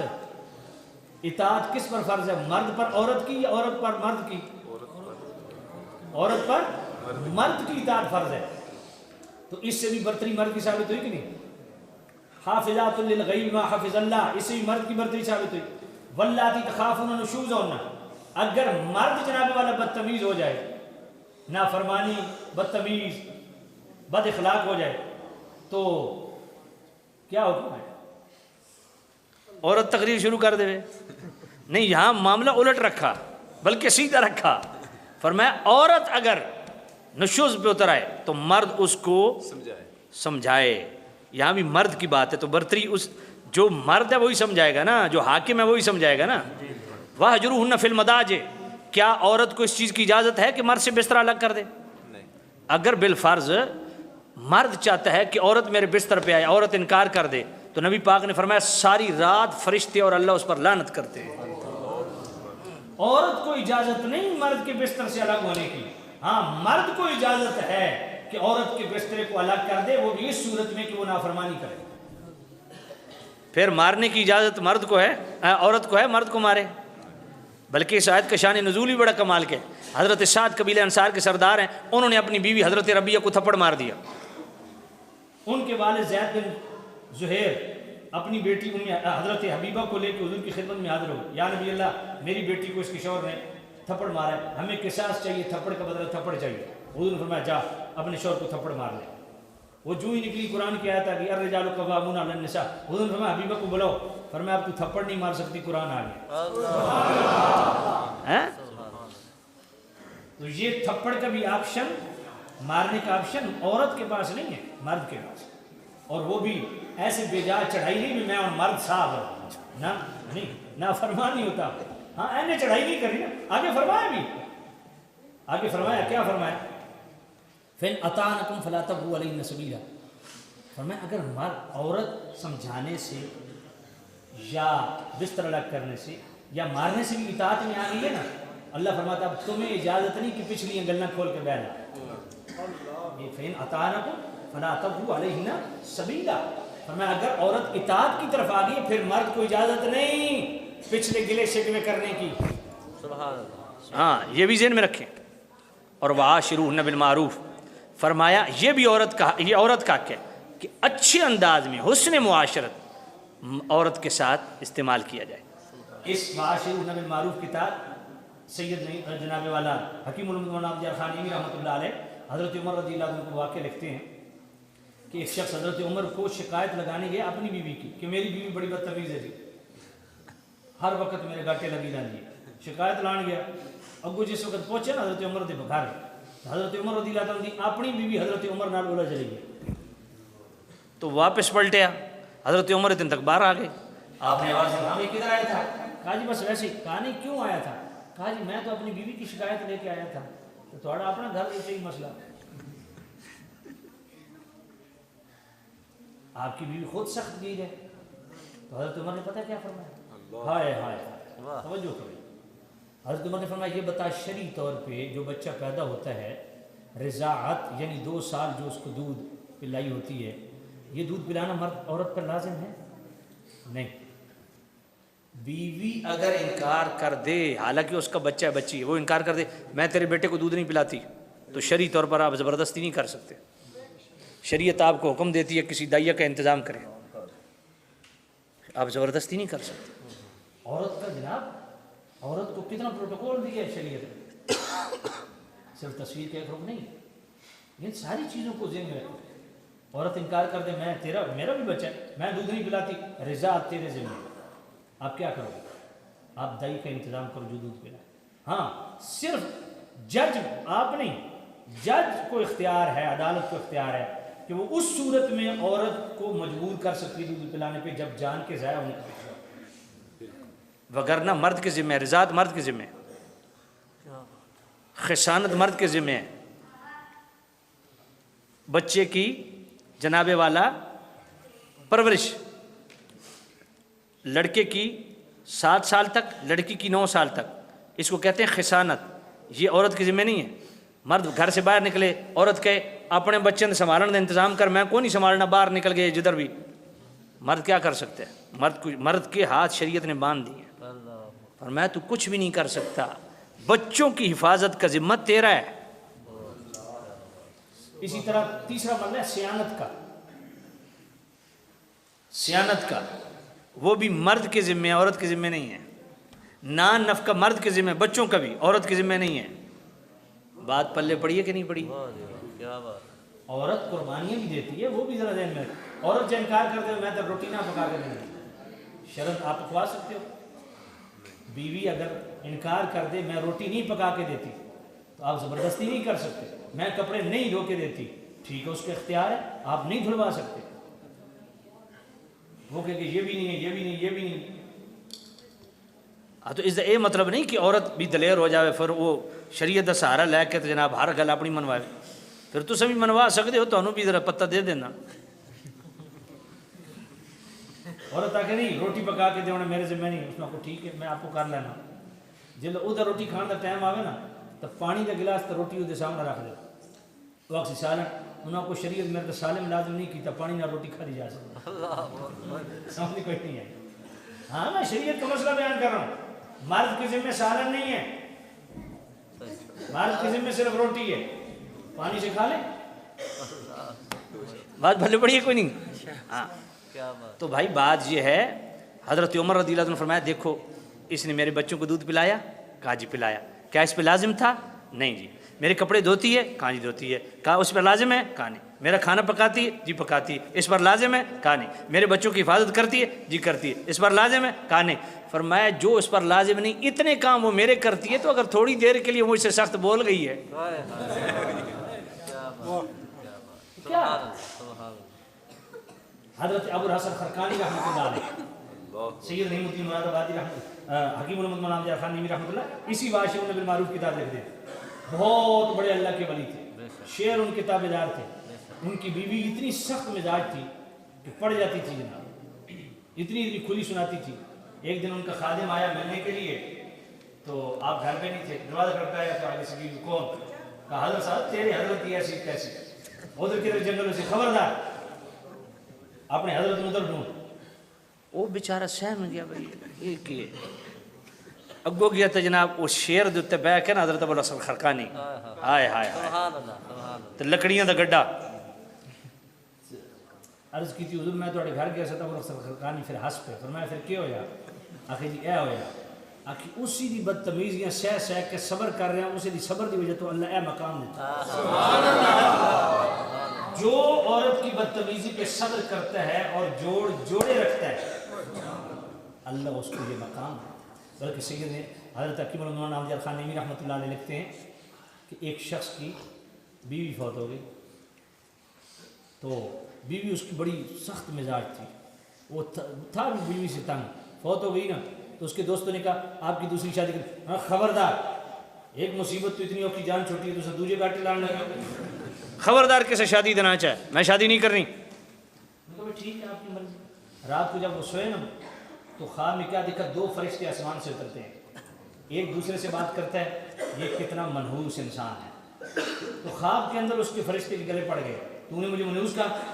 میں نے تجھے منحوس اس لیے کہا کہ جب تو اپنی بیوی کی بدتمیزی پہ صبر کرتا تھا نا تو تیرے یہ نیکی جو تھی نا ہم شہیدوں اور غازیوں کے اعمال کے ساتھ ملا کے اللہ کی بارگاہ میں پیش کرتے ہیں. سبحان اللہ. اب تیری بیوی نہیں رہا، وہ سلسلہ منقطع ہو گیا. صبح اٹھا جناب سیدھا دوستوں کے بعد آج ہی میں نے نکاح کرنا ہے، آج ہی میری شادی کرواؤ. مجھے نہیں پتا تھا کہ بدتمیز بد اخلاق عورت کے ساتھ صبر کے ساتھ رہنے کا مقام کیا ہے. وعاشروہن بالمعروف، حسن معاشرت، تخاطب و کلام، کھانا پینا، رہن سہن، معاشرے میں جتنی بھی معروف بھلائیوں کے کام ہیں جس کو آپ بھلائی کہتے ہو، اچھائی کہتے ہو، خیر کہتے ہو، ہر وہ خیر عورت کے ساتھ برتنے کا مرد کو حکم ہے. بات پتہ پڑی ہے سامنے عزیز سے بات بہت طویل ہو گئی ہے اور آپ نے بہت ٹائم دے دیا، تقریر بھی بہت لمبی ہو گئی ہے. یہ آخر میں پیغام ضروری تھا، اس میں خیر میں نے 2 گھنٹے خطاب کیے ہوئے یوٹیوب پہ موجود ہے، حقوق زوجین کے ٹائٹل سے، وہ آپ دیکھ لیجیے گا. انشاءاللہ بہت ساری چیزیں آپ کو مل جائیں گی اور فائدہ ہوگا. اور وہ خطاب ضرور شادی سے پہلے دیکھ لینا چاہیے. جن نوجوانوں کی شادی نہیں ہوئی نا وہ شادی تو پہلے وہ خطاب میرا ضرور دیکھ لیں کہ مرد کے ذمے کیا ہے اور عورت کے ذمے کیا ہے. انشاءاللہ اگر اس پہ عمل کریں گے، اور یہ بھی میں تلقین کرتا ہوں کہ وہ خطاب ڈھونڈ کے آپ نا شادی کے بعد اپنی بیوی کو پاس بٹھا کے وہ خطاب بار بار سنیں اور بیوی کو کہیں تیرے ذمے کیا ہے تو سن لے، میرے ذمے کیا ہے میں سن لیتا ہوں. دونوں نے عمل کرنا ہے تاکہ سکھی زندگی گزرے. واخر دعوانا الحمدللہ. جی کلمے والا جڑا پٹھا پھوکیتا ہے وہ واقعہ سنا دے. سبحان اللہ. بڑی دیر کے میرے والد صاحب نے چلو پسند کیا. چلو جی میں سنا دیتا ہوں.